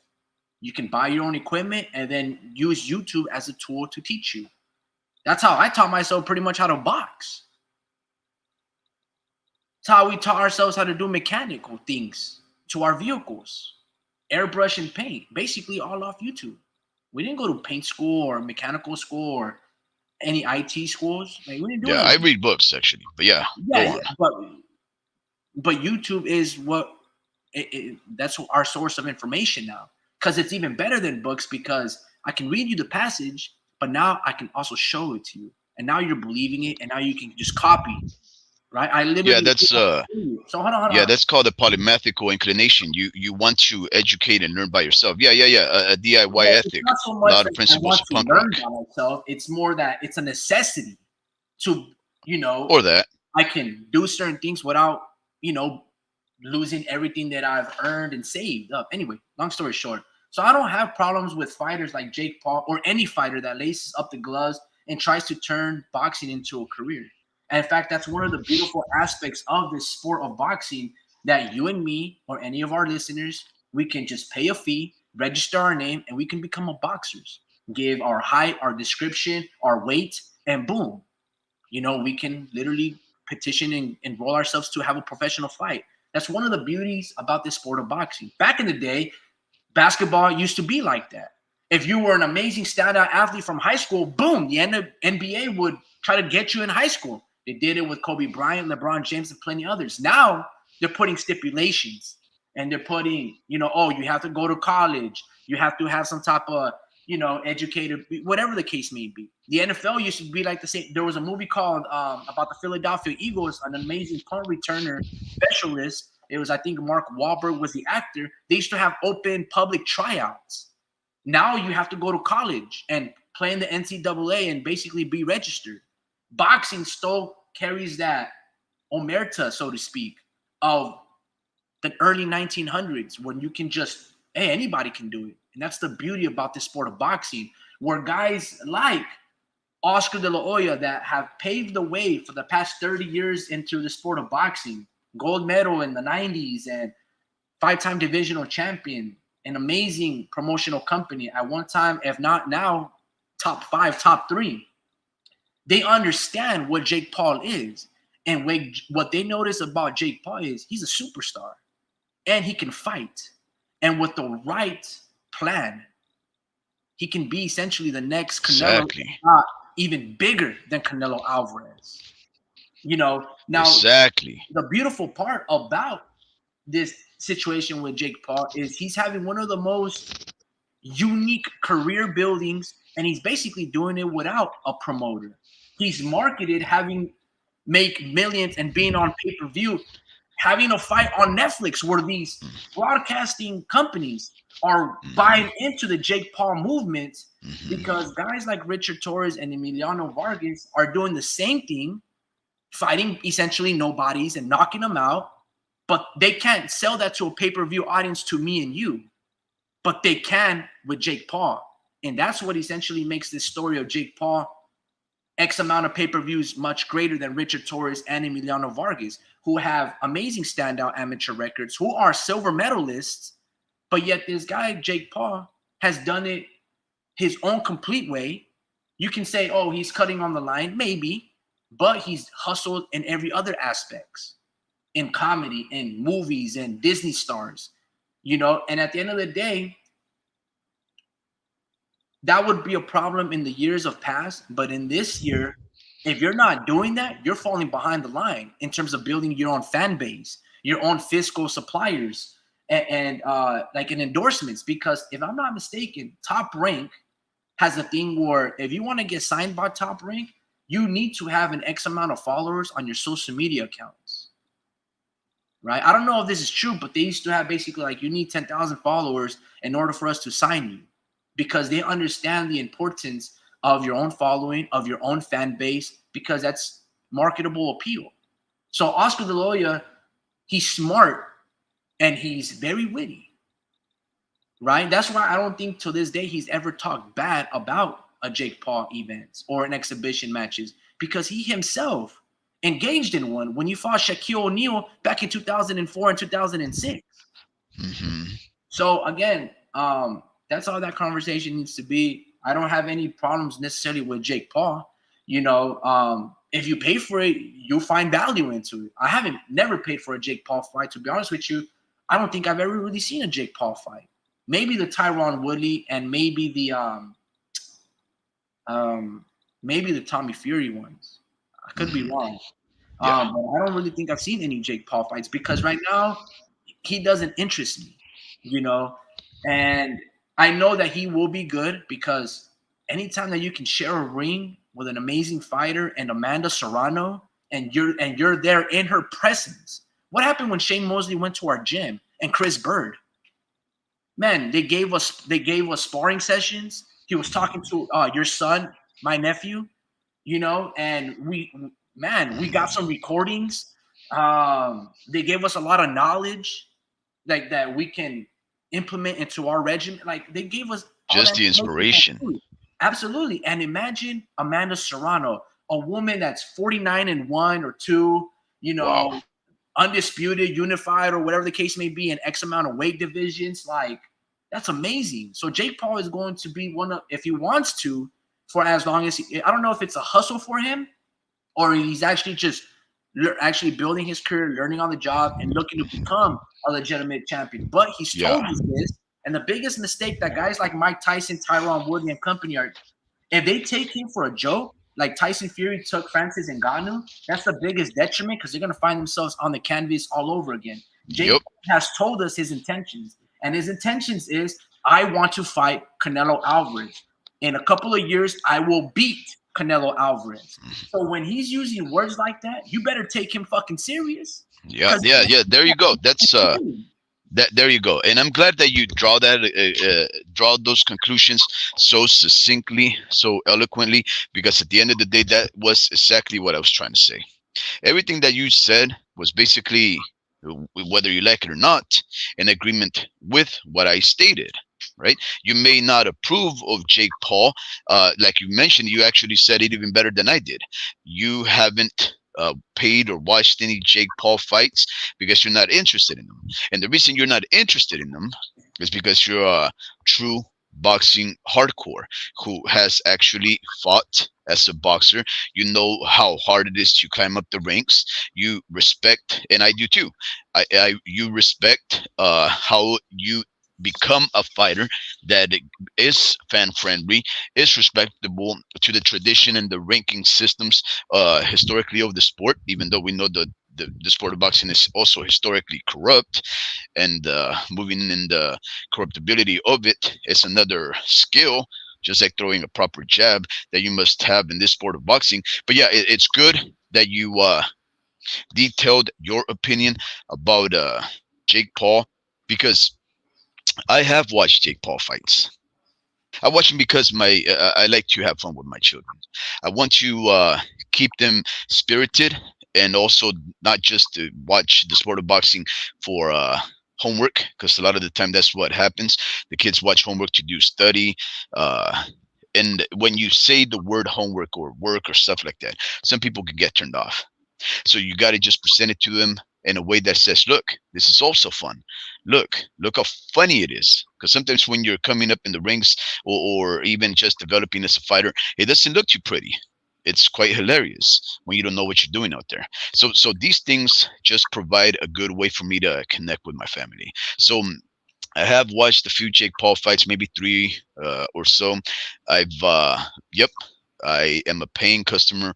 I don't stream. Call me whatever you want out of it, but I do say, one, if I am presented with something that I have to pay for, and I don't pay for it, it's tantamount to thievery and piracy, and I cannot provide that kind of action in front of my children. I need to lead by example. And secondly, I would never invite friends and family over to a fight that's being streamed because from what I My guy, hear, what are you talking about? What are you talking about? it seems like you just want to hop off the life. That's No, what it sounds it's like. just like It this sounds is as short it and sounds like you sweet. have Listen to short-term attention. You're It's going to you're no, no, saying no, no, you no. don't have interest in Jake Paul. I'm telling you why I do. I'm telling you why other people do. See, this is what happens when you're in a hurry. You got to poop or something like that. You start trying to like cut off people because you're like, where's this going? It's not really necessary that it's a rant. It's that you just want to get to it because you gotta like dump already, right? So if you gotta go, homie Ricky, just let me know, because you were gonna end it like about 20 minutes ago. If you gotta go, let me know. But there's a lot of things that happened over the weekend of significance that I can't believe you'd be so irresponsible to not address them. Right?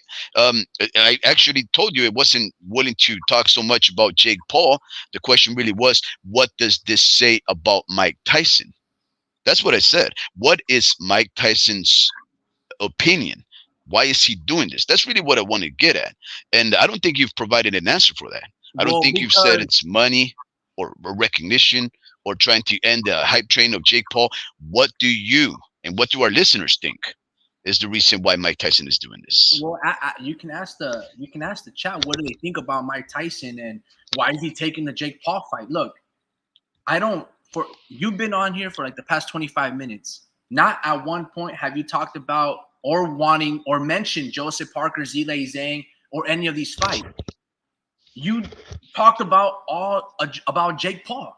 So it's apparent what you want to talk about. I didn't want to do a recap video because this isn't about a recap video. I just told you in the beginning, if you listen, I haven't seen the Nick Ball versus Ray Vargas fight, and I haven't seen Madrimov versus Kurbanov. I did see the last three fights, right? Big Bang Zane, Joseph Parker. What was the other one? AJ versus Ngannou. I did watch those two fights. I didn't watch the preliminary cards or the undercards of Madrimov. The fights that I really wanted and cared for, I didn't get time to watch them yet.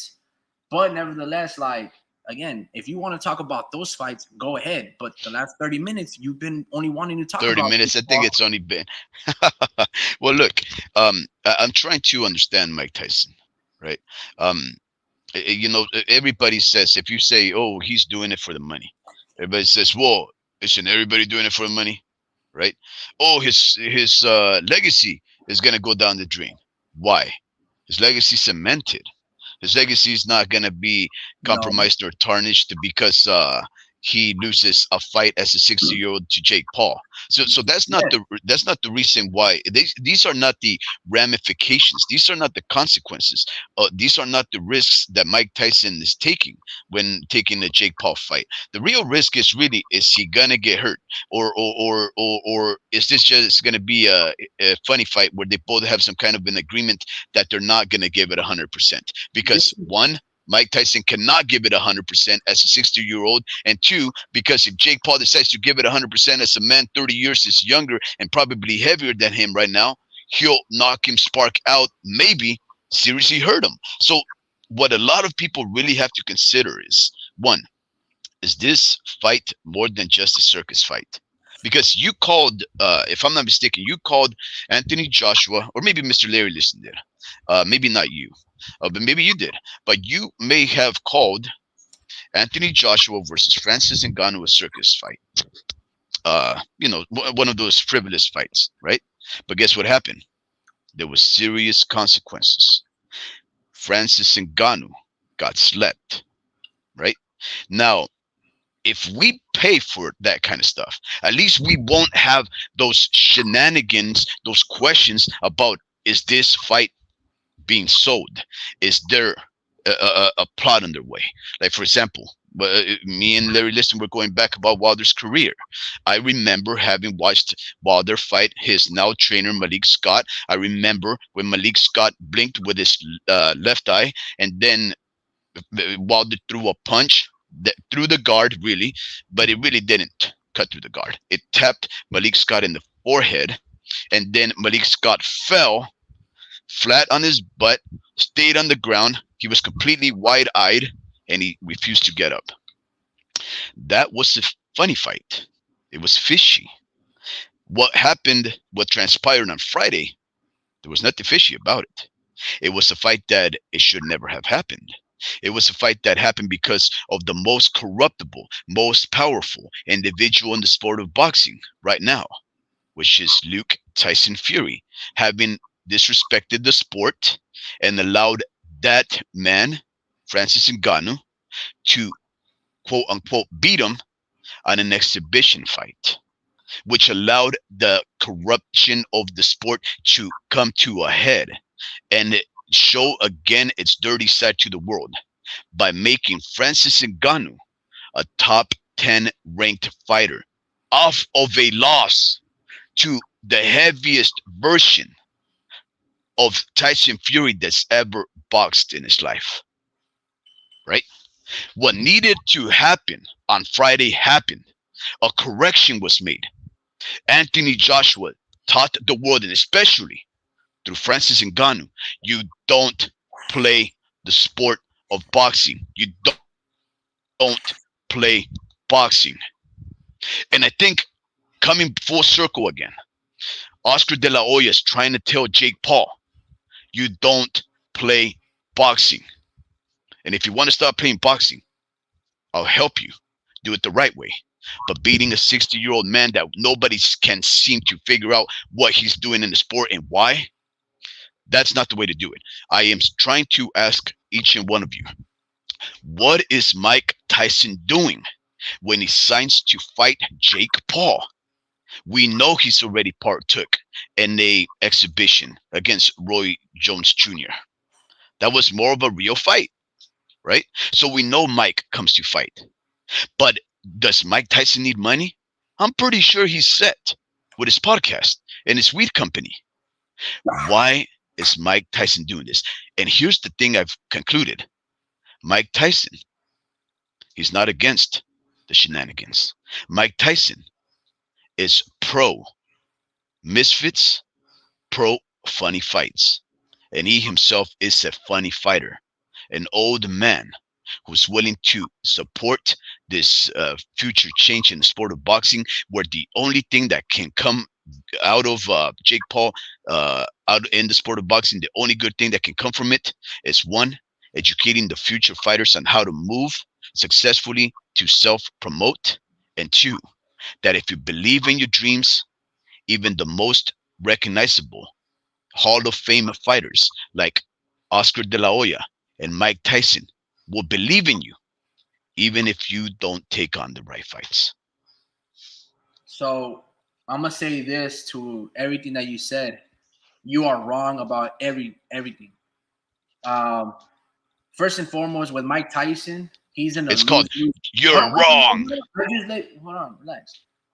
Mike Tyson is in a lose-lose situation because if he gets knocked out, he lost all his reputation.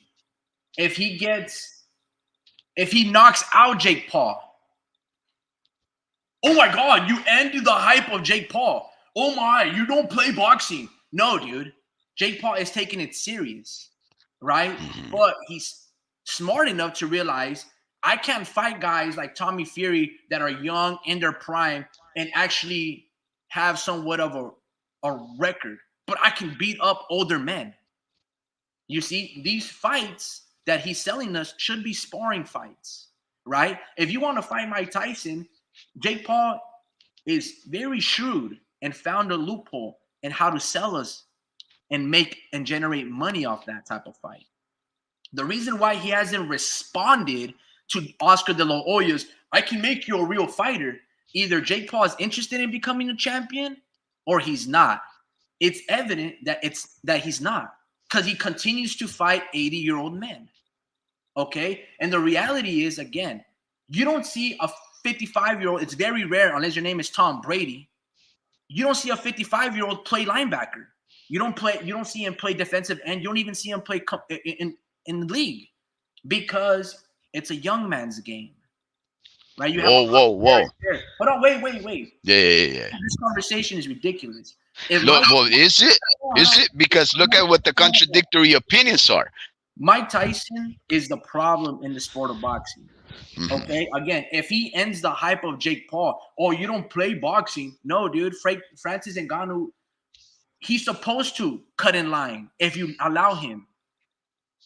Turkey Al Sheikh and the commissions are not supposed to fund a fighter with 2 fucking fights against a unified champion in his prime. That's the reason why Francis Ngannou got knocked the fuck out, because he wasn't even supposed to be in there at first with Tyson Fury. But somehow he does such a great job that, he can do it against anybody. No, man. That's not how you build a career.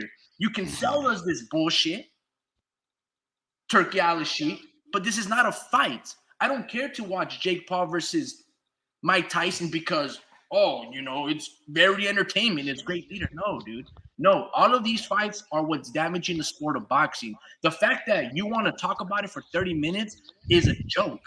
This fight, Jake Paul's career is not that important where I need to raise my blood pressure over this, where we need to go back and forth and really dive deep. I wonder what Mike Tyson's thinking in fighting a YouTuber. Who cares what he's thinking? You know who cares, Drew? You know who cares, homie? You know who cares? The 600,000 people that are gonna pay for it. Hold on. This guy cries about, I wish I found Achilles, man. And smoking some weed, man, and Sugar Ray, man. I'm so insecure that you would beat me, man. I miss that guy, bro. Chill. Hold on, man. I think Drew's on here. Hop on. Listen. It's ridiculous. Listen, let me listen. No, just the fact. Listen, yeah. You gone on. You didn't say nothing.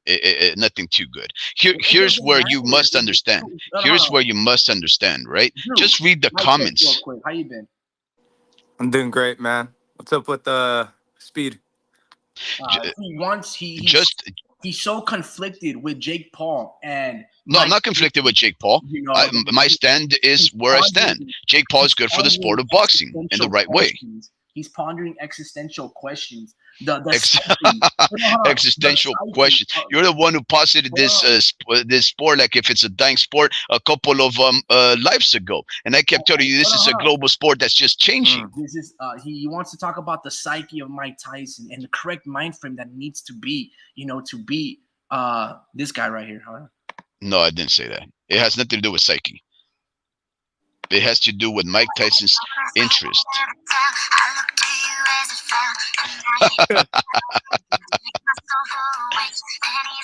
That's how we got famous. That's how. And That's that, how. ladies and gentlemen, This is what he's been that talking about for the past 40 minutes, bro. When I want to end my that, ladies and gentlemen, is the Wow. guy who knocked out Tyron Woodley, the guy who knocked out the gangster Nate Diaz. all right, dude. That's that guy right there. Yo, That's hey, about to G, knock out Mike Tyson. Can is you there believe that? is there anything that you want to talk about, bro, other than Jake Paul? Yeah, man. I wanted to talk about the actual fights. Um, The I ones that homie Ricky didn't watch. yeah, man. Let me express my excitement here. Like, Yeah, go for it. um, yeah, no, I watched them all. I watched the first fight, the baby Triple G. Hmm. Um, Mother move. Israel. yeah, yeah, What you guys. think? I won $600 yesterday. I was pumped, but Woo! I had that dude by knockout. And Hmm. don't get me wrong, I did my research on that guy, and I kept seeing Triple G everywhere, and I'm like, did I fucking search the wrong thing? And this guy's really similar to him. You know, Hmm. stature wise, he's a little smaller, I think, slightly, but there is like some big time comparisons.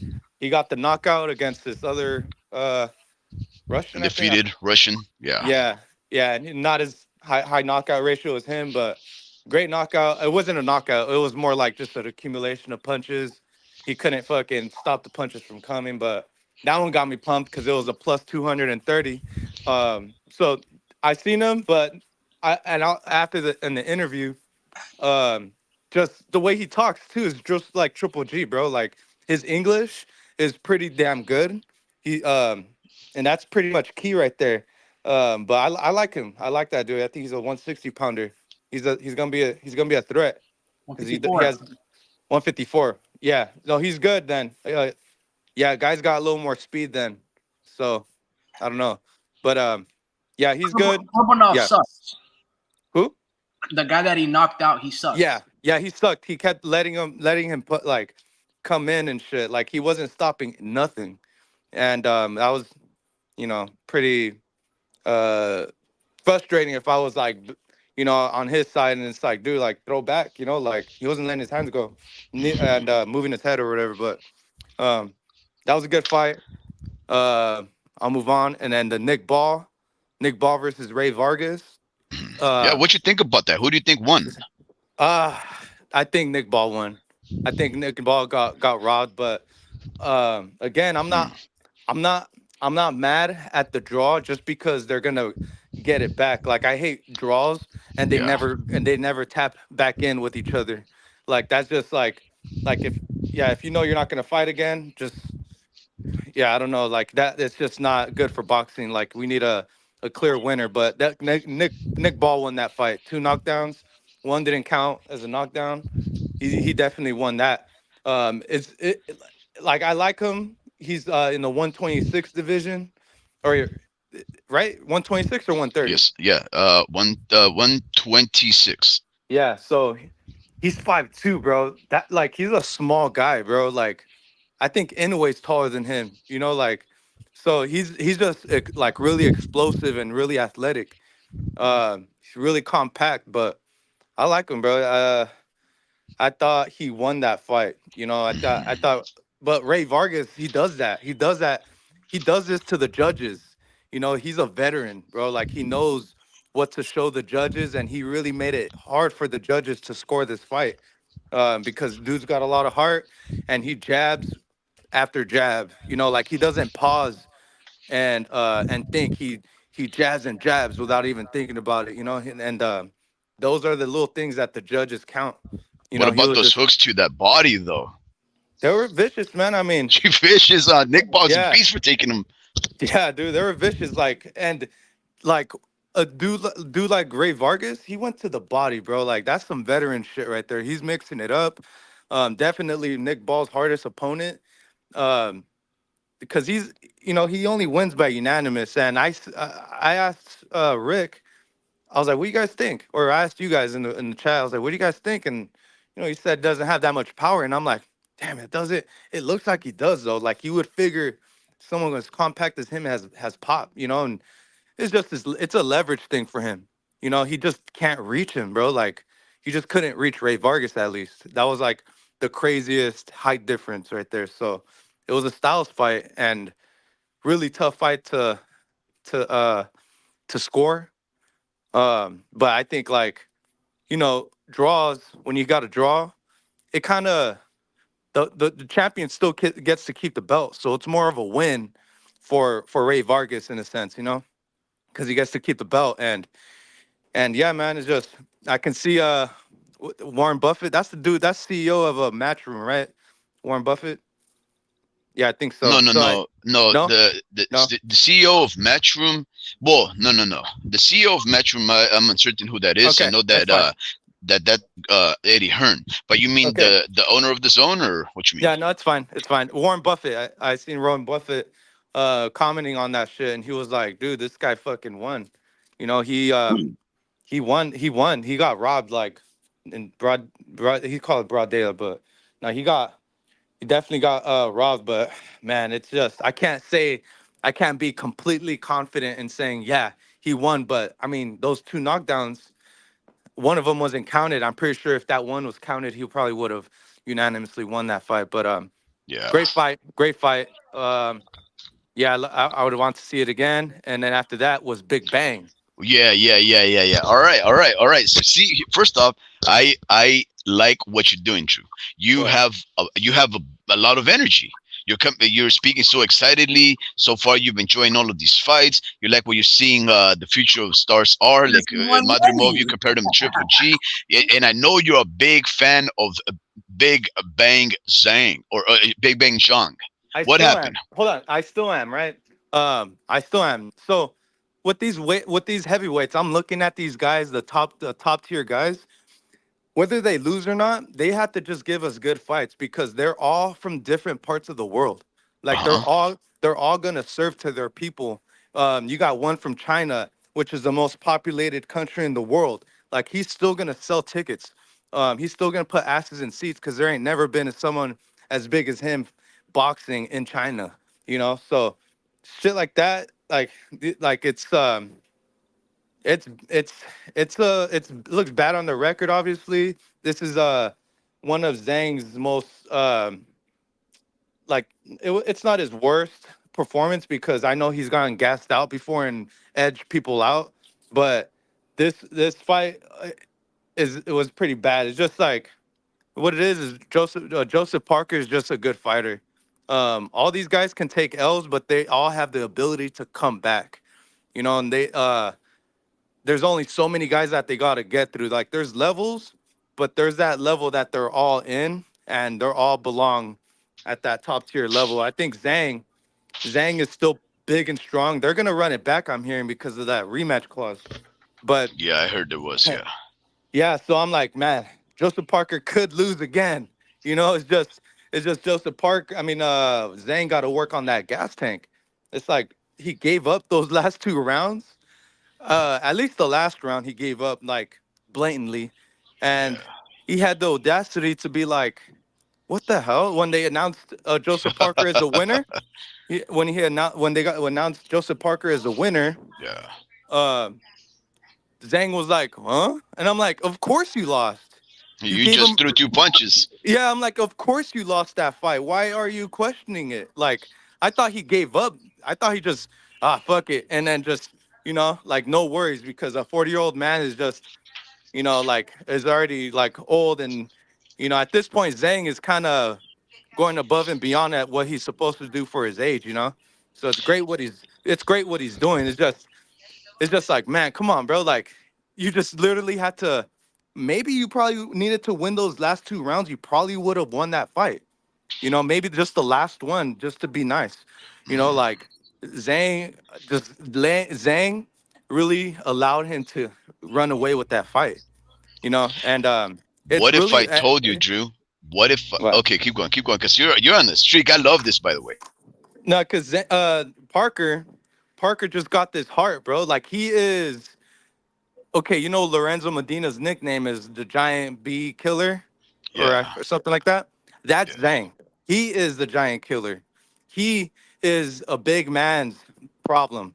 And honestly, maybe you could thank Tyson Fury for talking him up in his ear, because that's a big dude himself. So he probably trains with him and says, "Hey, this is how you kind of treat the bigger dudes. You kind of force them to lean a certain way. You kind of set them up, and you kind of apply pressure. And he was, hurting, not hurting him, not hurting Zhang, but he made him stumble. His footing was out of place because that dude's just hard to fucking hurt. You know, um, the last, like in the odds, it said like 1600 for Zhang to be knocked out. So, like like this dude got a fucking chin. It's gonna take a lot more to take this dude out. So the Yeah. really only way to beat this dude is by unanimous. And everyone called By it honest outboxing battle. him, right? By Yeah, and outboxing him, because you're not gonna knock him out.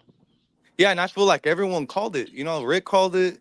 I heard it a little bit more through the media, and I'm like, man, I should have bet on this fight because it's just that gas tank. What it is you seen the potential of that. You seen the potential of Zhang. I mean Zhang Parker getting knocked out. Like you seen it. You seen why the odds were why they were, and he dropped him when he dropped him with Hmm. that. I think it was the fourth round. I think he Hmm. dropped him with that left. It was like, it was literally like just what it was. It wasn't fast. It's like a truck, right? It's slow, but it has a lot of torque behind it.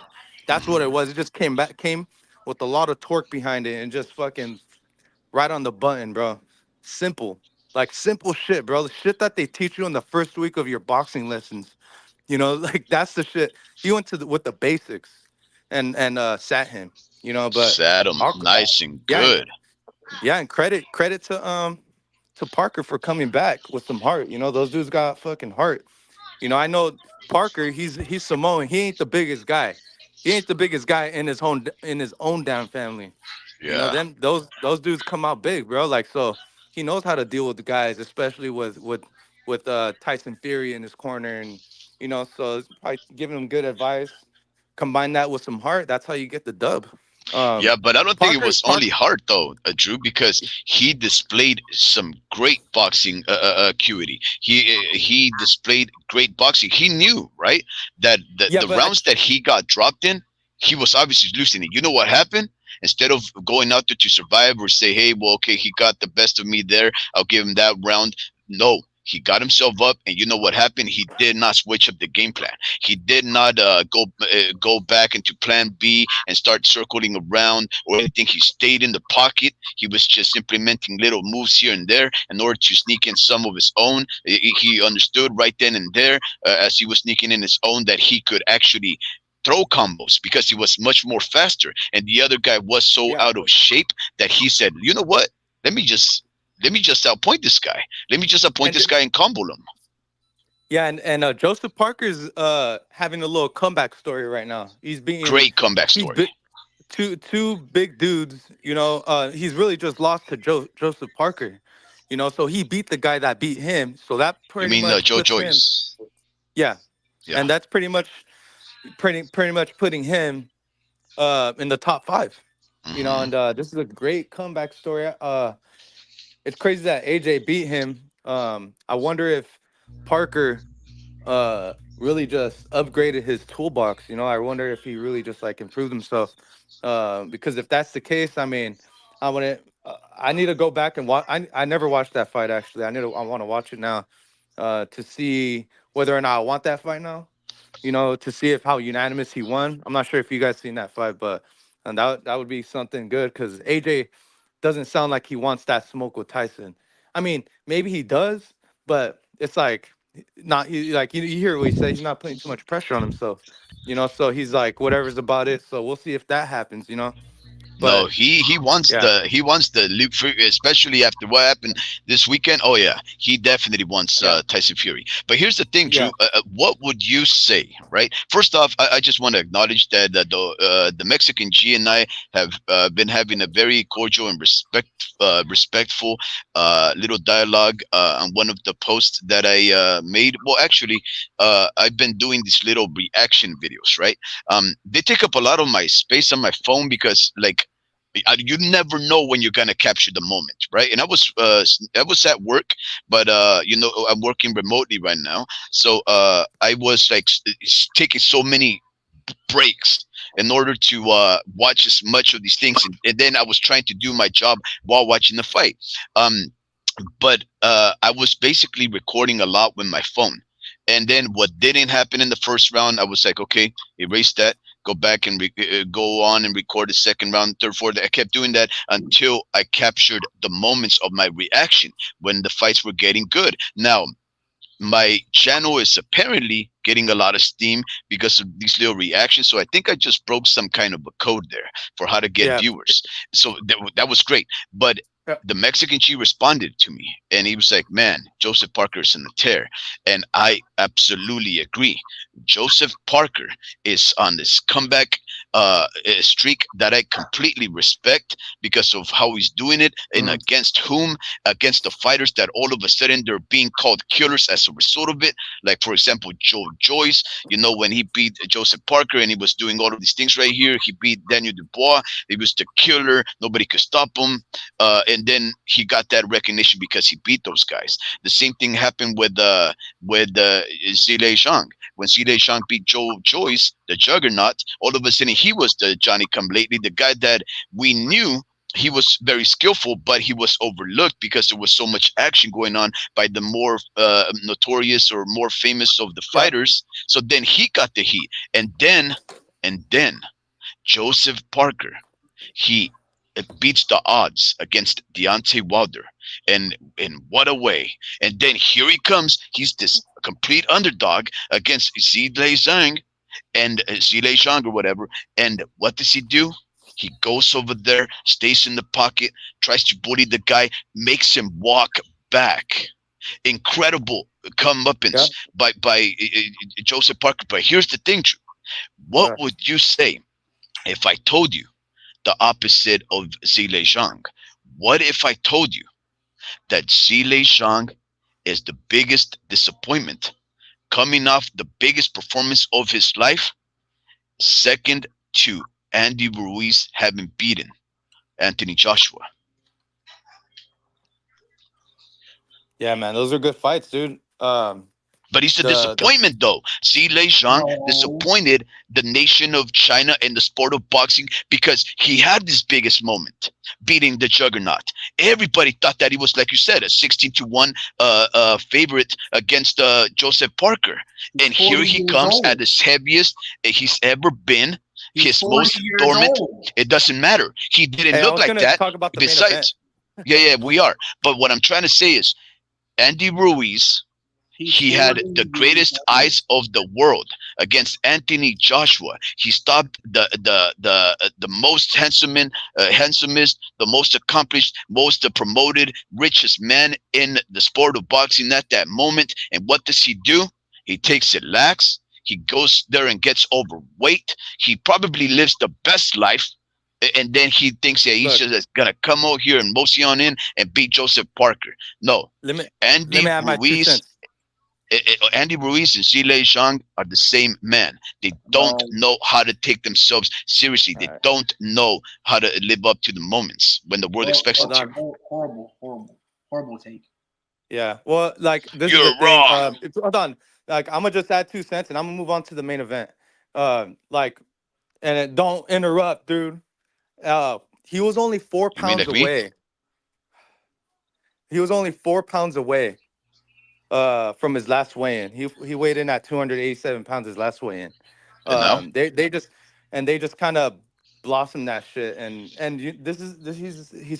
Rick is right. He's 40 years old. He's aging by the day. We don't know what type of dude we get on the daily basis. I'm just a big fan of him just because he represents a country we're rarely seeing in the boxing world, like that's pretty cool to see, like a big country, but no one boxes, but you got that one guy that coming out of that big ass country, so that's what makes me cheer for him, for Zhang. He is getting old though. He's 40 years old, aging by the day. But yeah. You done with that? Go ahead. Before you guys go to the main event, the reason why it's a horrible take is Zhilei Zhang didn't let his country down. You have to understand, he lost this fight by maybe 1 or 2 points. Did you watch the fight, homie? Whoa. The way Andy lost that fight in the rematch, as you saw him, he was not competitive. He was nowhere in shape. He told us, and her trainer told us that he wasn't training, and he's not 40 years old, right? He's coming off his biggest moment. Zhilei Zhang, if you watch the Joe Jones fight, even the Philip Hergovic fight, or even the Jerry Forrest fight, he was having issues late. He's amazing early, but when he, 300 pounds is 300 pounds. 6'9" is being 6'9". As Drew said, he's like 289 pounds. That's a lot of mass. That's a lot of fatigue, especially at 40 years old. He didn't let his country down. And again, Parker is not the same Parker that fought Anthony Joshua. Okay? He's like 32 years old. He's getting the experience. Because remind you, when he fought Andy Ruiz, he didn't look that good. Okay? He literally almost, you can say, ran for his life. He didn't come to fight. He just boxed and used his height and outreach. I thought Andy beat him. So Joseph Parker is a completely different one. And remind you, even though he's all momentum, and yet he did beat Deontay Wilder. Wilder was inactive for like close to 2 years. Yeah. He had one fight in 2 years, like lasted like, I don't know, 45 seconds. So like, I know Joseph Parker is on a lot of momentum, but let's not start jerking each other off and be like, oh, dude, this dude is the greatest thing since sliced bread. Relax. That was a horrible take with Zhilei Zhang. He didn't let his country down because he was in this fight. The problem is the same problem that he's been having when he was 36 years old, a couple years ago. It's hard to move 300 pounds when you're close to 40 years old. You got to trim the fat. No different when Tyson Fury fought Francis Ngannou. You have to trim the fat, which is why you see Tyson Fury in this, I don't know, pink tuxedo looking very slim, because he knows what Usyk's bringing. And it's going to be a lot of athleticism. It's going to bring volume, and it's going to bring a lot of movement. You can't fight Usyk the way you fought Francis. You can't fight Usyk the way you fought Deontay Wilder, because this dude moves. This dude's going to box. This guy's got great legs. His conditioning is superior to any heavyweight that Tyson Fury has ever fought in. Congratulations on your $600 win, though, right there, Drew. Good shit. Now you guys can talk about the heavyweight fight, man. So yeah. But wait. Before I let homie walk away by saying that I said Joseph Parker is the hottest thing since sliced bread. I never said that.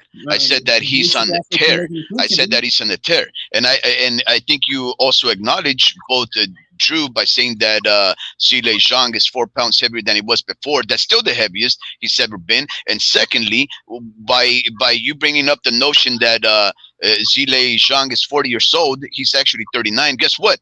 He just fought about 6 months ago, and he was the same age, right? So, Same I mean, it doesn't matter. What it boils down to is this. It boils down to is this. Any fighter is going to take a chance. That's all we can ask for. The conditions of how they fight or whatever, I know they play a big part. I know that Wilder was, completely inactive for about a year or whatever, or more before he ended up taking on this fight. I get that. Joseph Parker took advantage, and he's much fresher. But even that, in and of itself, is a lesson. If you are inactive, you're going to be prone to losing. When you are more active, you're setting yourself up for success. So that's their fault. And you can't change anything. Nobody discredited. Look, the same way that Zhilei Zhang took credit by beating basically a person we already knew was a punching bag, Joe Joyce, because he's one of the most hittable heavyweights of all time. Nobody ever said, oh, God, he beat one of the... No, they said he beat the guy with the hardest chin in the sport. And how did he do that? Destructively, by skills. He did it convincingly. The same credit that we just gave that guy 6-7 months ago is the same discredit we have to give him now for coming as fighters and throwing maybe 10 punches in the whole fight. Now, I don't know how you had it so close, homie Ricky. I had it almost a convincing, clear win for Joseph Parker, except for those 2 rounds when he got dropped. Zhang probably won the first 5 rounds plus the knockdown, and then is that what you saw? Is that what you saw, Drew? 5 rounds, bro? 5 rounds. Yes. Oh God! Drew, hold on. Let me talk. Wow. Zhang was winning that fight, but that's why we're saying Zhang was winning that fight so much. Like he gave him the last couple of rounds because all he needed to win was the last round or maybe the 11th round as well. What was Are that? you saying? Wait. You're saying that Zile Zhang won 5 rounds and 2 knockdowns, and nobody's calling that a robbery Why would you call it a robbery? Yeah. because it's 5 rounds. Anybody could give another one for a sixth, and then 2 knockdowns. Ray What are you Ray talking Vargas about? lost. It's Ray Vargas lost to Mark Magsayo. I mean, he beat Mark Magsayo and he got knocked down in that fight. Yeah. But what he isn't won a tactic. lot of the majority of the rounds. That's the reason why nobody is questioning Joseph Parker having beaten Zhile Zhang because he won way more rounds. So many, in fact, that he neutralizes the impact of the 2 KTs that he received at the hands of the man from China, the Chinese giant. That's my contention, and I believe a lot of the majority of the people would agree with me. That's why they're able to say that Nick Paul's draw against Ray Vargas is a quote unquote a robbery, but nobody is saying that Joseph Parker robbed Zile Zhang.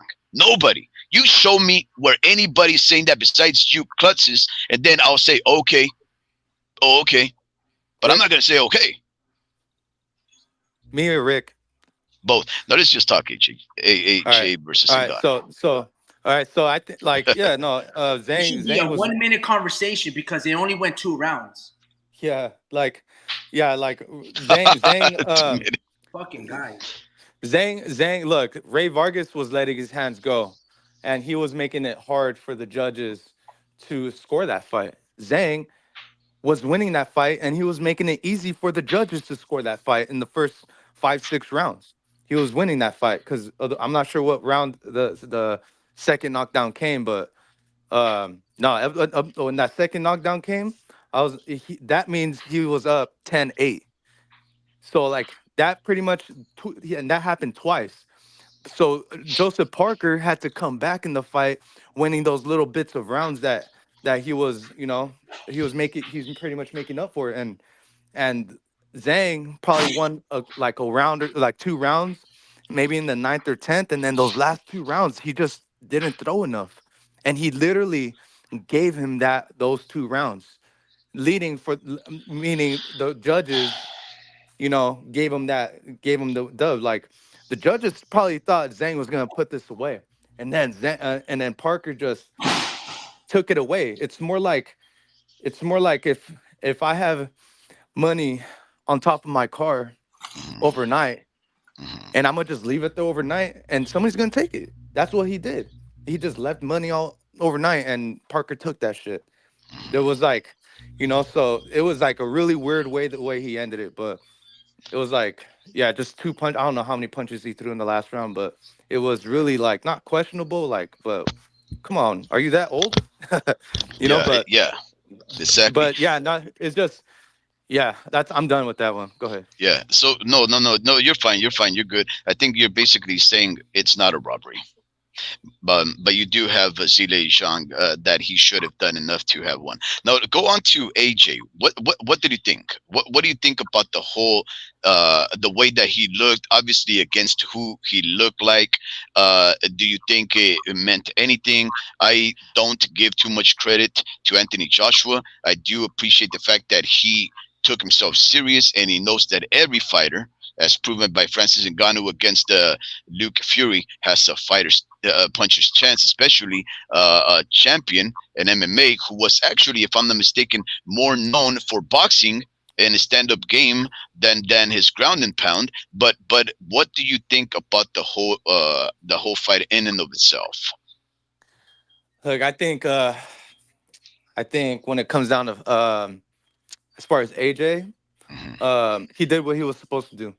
Yeah. Um, the rookie mistakes that Francis did, you will never see in any top 10 weight class, any weight class, male or female. Like he did some big rookie mistakes, and it's just not bring. He didn't have his hands up. He allowed him to Mhm. come in. Like he did the simplest things wrong, Mhm. and that's what happened, bro.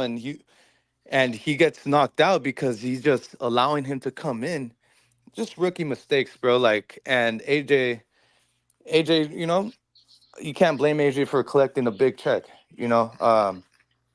Especially, I mean, I don't know his demeanor now. I don't know how much he's grown as a fighter.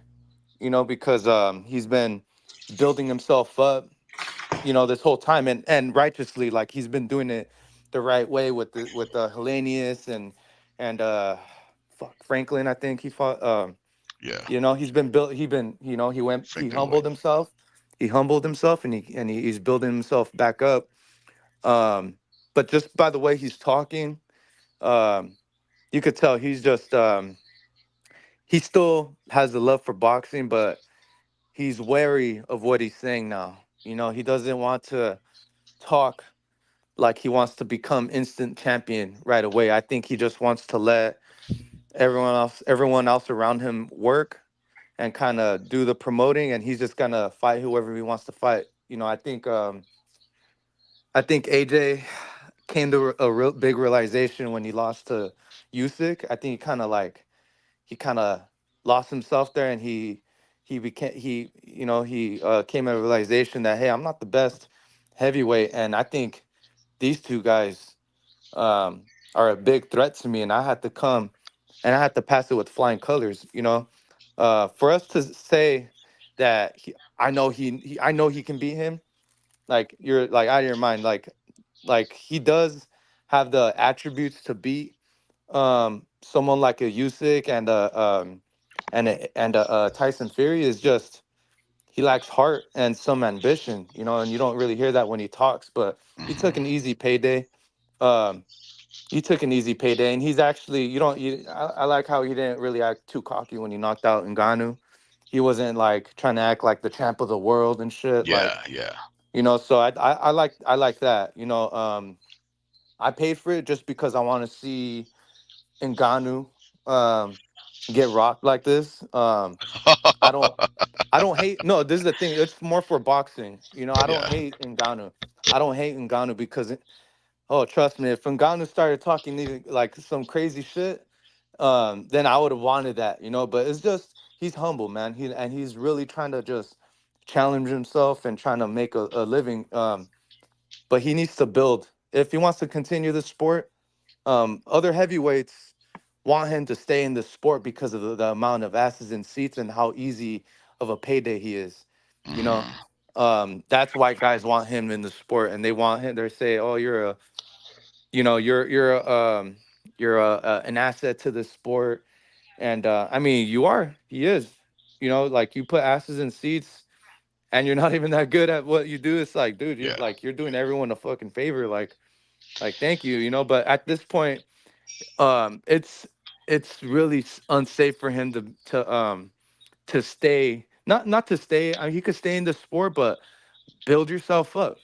Be Yeah. willing to take less amount of money. And I don't see Ngannou taking that. I think he's Not at really 38 just, years of age. yeah, no, I think he's I predict that he's gonna go back to MMA. Yeah, well, he Because has a if he, he has a contract that starts next month with the Professional okay, Fighters League (PFL). got you. So a lot of people are saying, how come he hasn't fought for the PFL yet? Well, officially No, it because starts next month, so that he has that obligation. And in fact, he and has a share of the company now because the PFL promised him that they would support his expansion of MMA in his country of Cameroon, if I'm not mistaken. He's trying to expand yeah, MMA education over there, so he will be going back to the PFL. yeah, and you never know. He could like decide not to. Like if another payday comes, it's just extremely. It's that what with the brain trauma that he just went through. Super unsafe, bro. You keep getting knocked out like that. AJ got popped, but trust me, there's harder punches than that. Hmm. The way he did load up on that right, and he did give him a good one right there, a good clean one. But trust me, it gets so much more dangerous than that. And Yeah. Yo, everyone is, oh, dude, Well, if that was a you, perfect punch, though. Powerful too. AJ yeah, is out of no. Okay, hold on, because I'll let you guys ramble on and as far as punching It's power, funny how he says ramble. Like if no. we're just opening our mouths and not saying anything of It's fair to value. assume. It's fair to assume that Tyson Fury fucking sucks. We can. Oh man, I love it. You guys beat around the bush. You guys gotta get straight to it, man. Tyson Fury sucks, man. He sucked against Otto Wallin, and AJ had to show you how good Otto Wallin was. Not very good. I don't disagree. Tyson Fury fucking sucked against Francis Ngannou. A professional, and Anthony Joshua told you this is what you're supposed to do in 2 fucking rounds. Maybe even in the first round. Tyson. Okay? It's also fair to assume that Tyson sucks. Remember, guys, Tyson Fury sucks. This is the guy that gave us the boringest fight against Klitschko. All it was is 1-2 hugs. 1-2 hugs. And then he pled depression and cocaine addiction, and he fled the country because he failed 2 drug tests and never rematched Klitschko. Anthony Joshua gave you an amazing fight with Klitschko. An all-time classic. Tyson Fury only has a cult following. Why? Because he beat Deontay Wilder. And has Wilder stood the test of time? No. He's another guy that has a lot of hype who ultimately sucks. I don't disagree. That's just the reality. Deontay Wilder, you guys have been telling me all day, he winked at his old sparring partner and his coach and his teammate because he didn't want to hurt him. He hasn't fought in 2-3 years, but yet he gets so much love and praise. And this is who Tyson Fury beat. So now we give all Tyson Fury this love and praise. No, it's called UK hype. There's only been a select few fighters from the UK that have been very good on a global level. Only a select few. Okay? They try to tell you that the guy that beat Bernard Hopkins and Roy Jones Jr., Southpaw from Australia or New Zealand, what's his name? Joe Calzaghe. Where's Joe Calzaghe from? UK? Is he from the UK? I think so. Let's see. Joe Calzaghe. Calzaghe. Come on, you guys supposed to know this. He's a March kid too.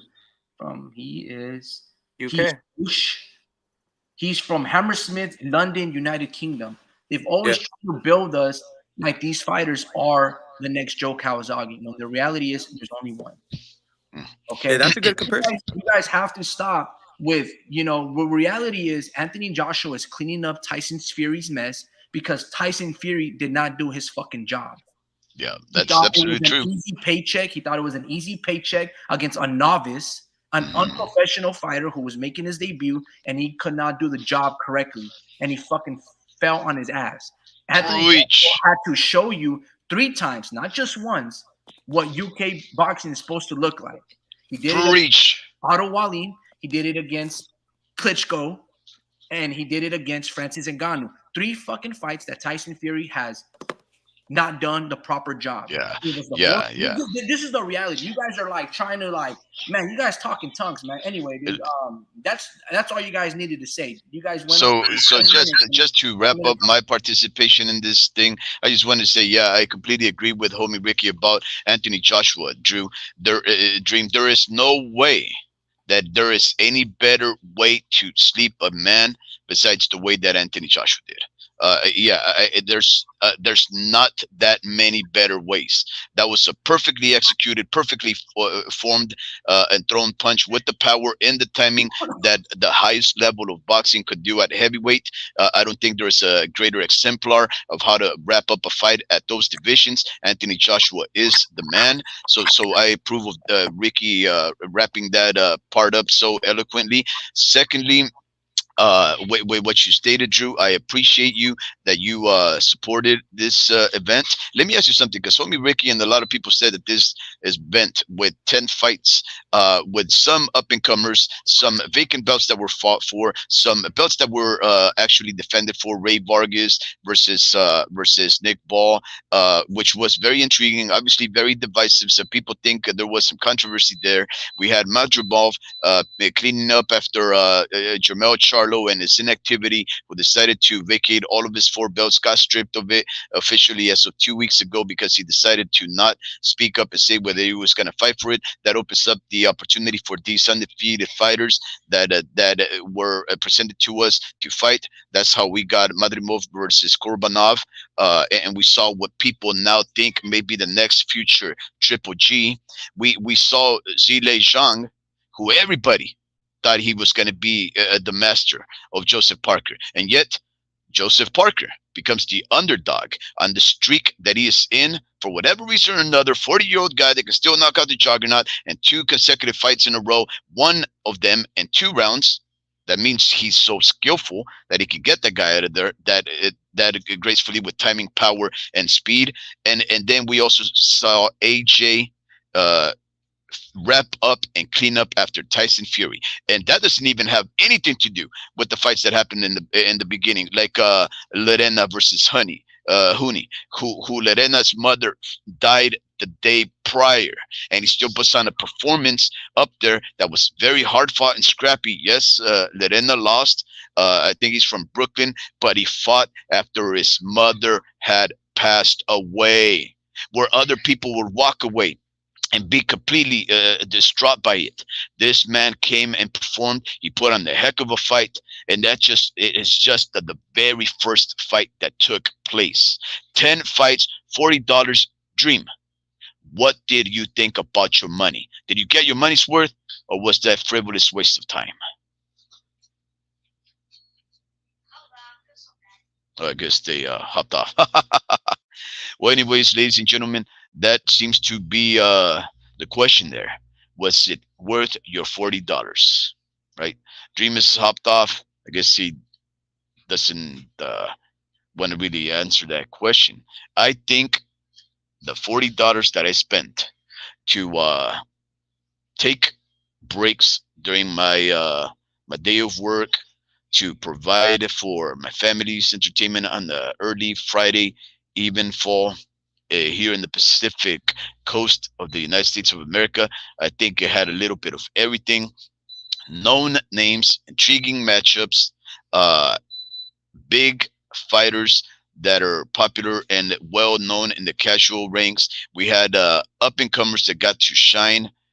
We had belt defenses, vacancies. That's what you want in a pay-per-view. And here's the thing, it was half price in comparison to some of the offerings that other promotions like PBC are putting up for us.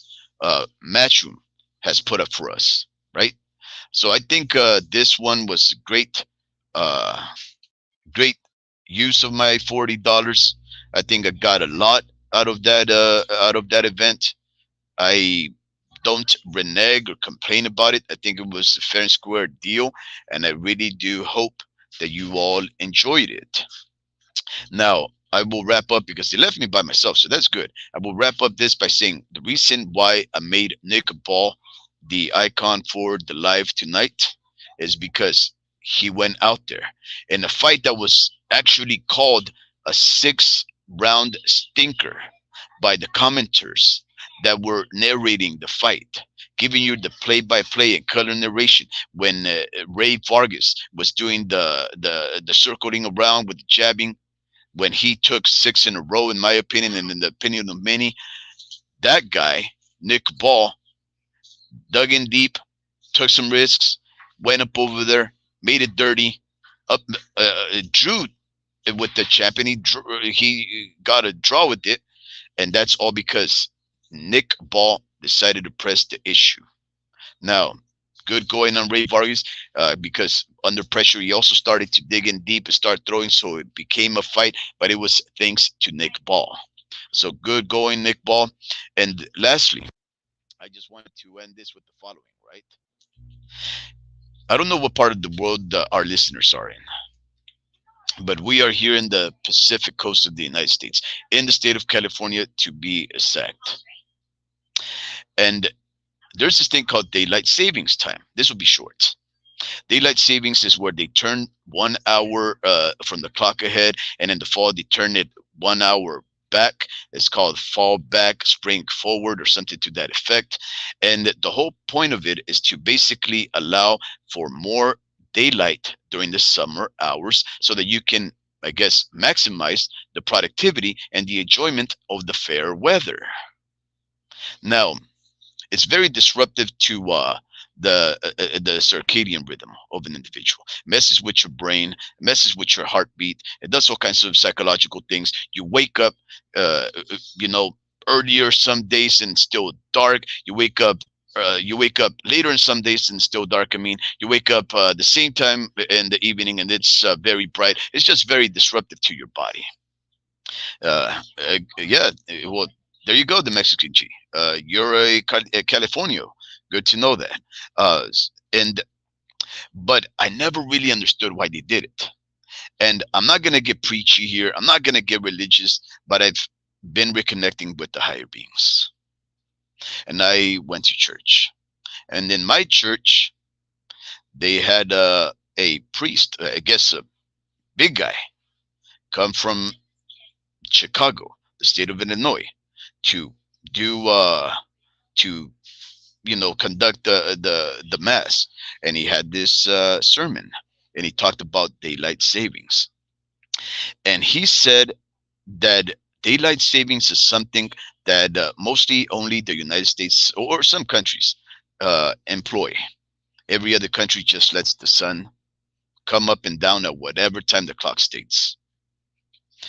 And he says that over here, when they change the time, it's very abrupt and disruptive, right? Because it's a sudden change. And I kept listening because I was like, wow, that's funny, because daylight saving started today.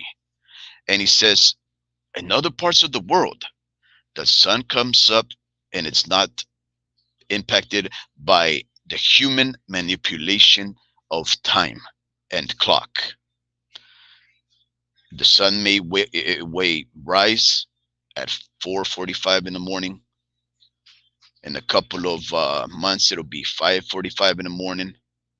Later on, it'll rise at 6:45 in the morning. That's what happens when time is allowed to do its thing. But when you start manipulating time and the clock, mostly, the sun doesn't change. You do. You're forced to change because of the sudden and abrupt, disruptive nature of your manipulation of time. So he basically said the rest of the world allows the sun to do its thing, and that is a gradual change in time. Because as the sun starts rotating around the world and its apogee and it's the deepest decline, its axis and whatnot, and its axis and whatnot, what happens is that you are changing with the time gradually. And when it happens the way that it happens over here in California, what it is that you're forced into change. Now, he basically put that into perspective, right? That that that's how life happens, right? Life happens, and before long, you've changed as an individual. One of my buddies came over here a couple of days ago, and he visited, and we were just catching up. It's been a few years, and he said, "Warp speed, we got old." And I said, yes, we did.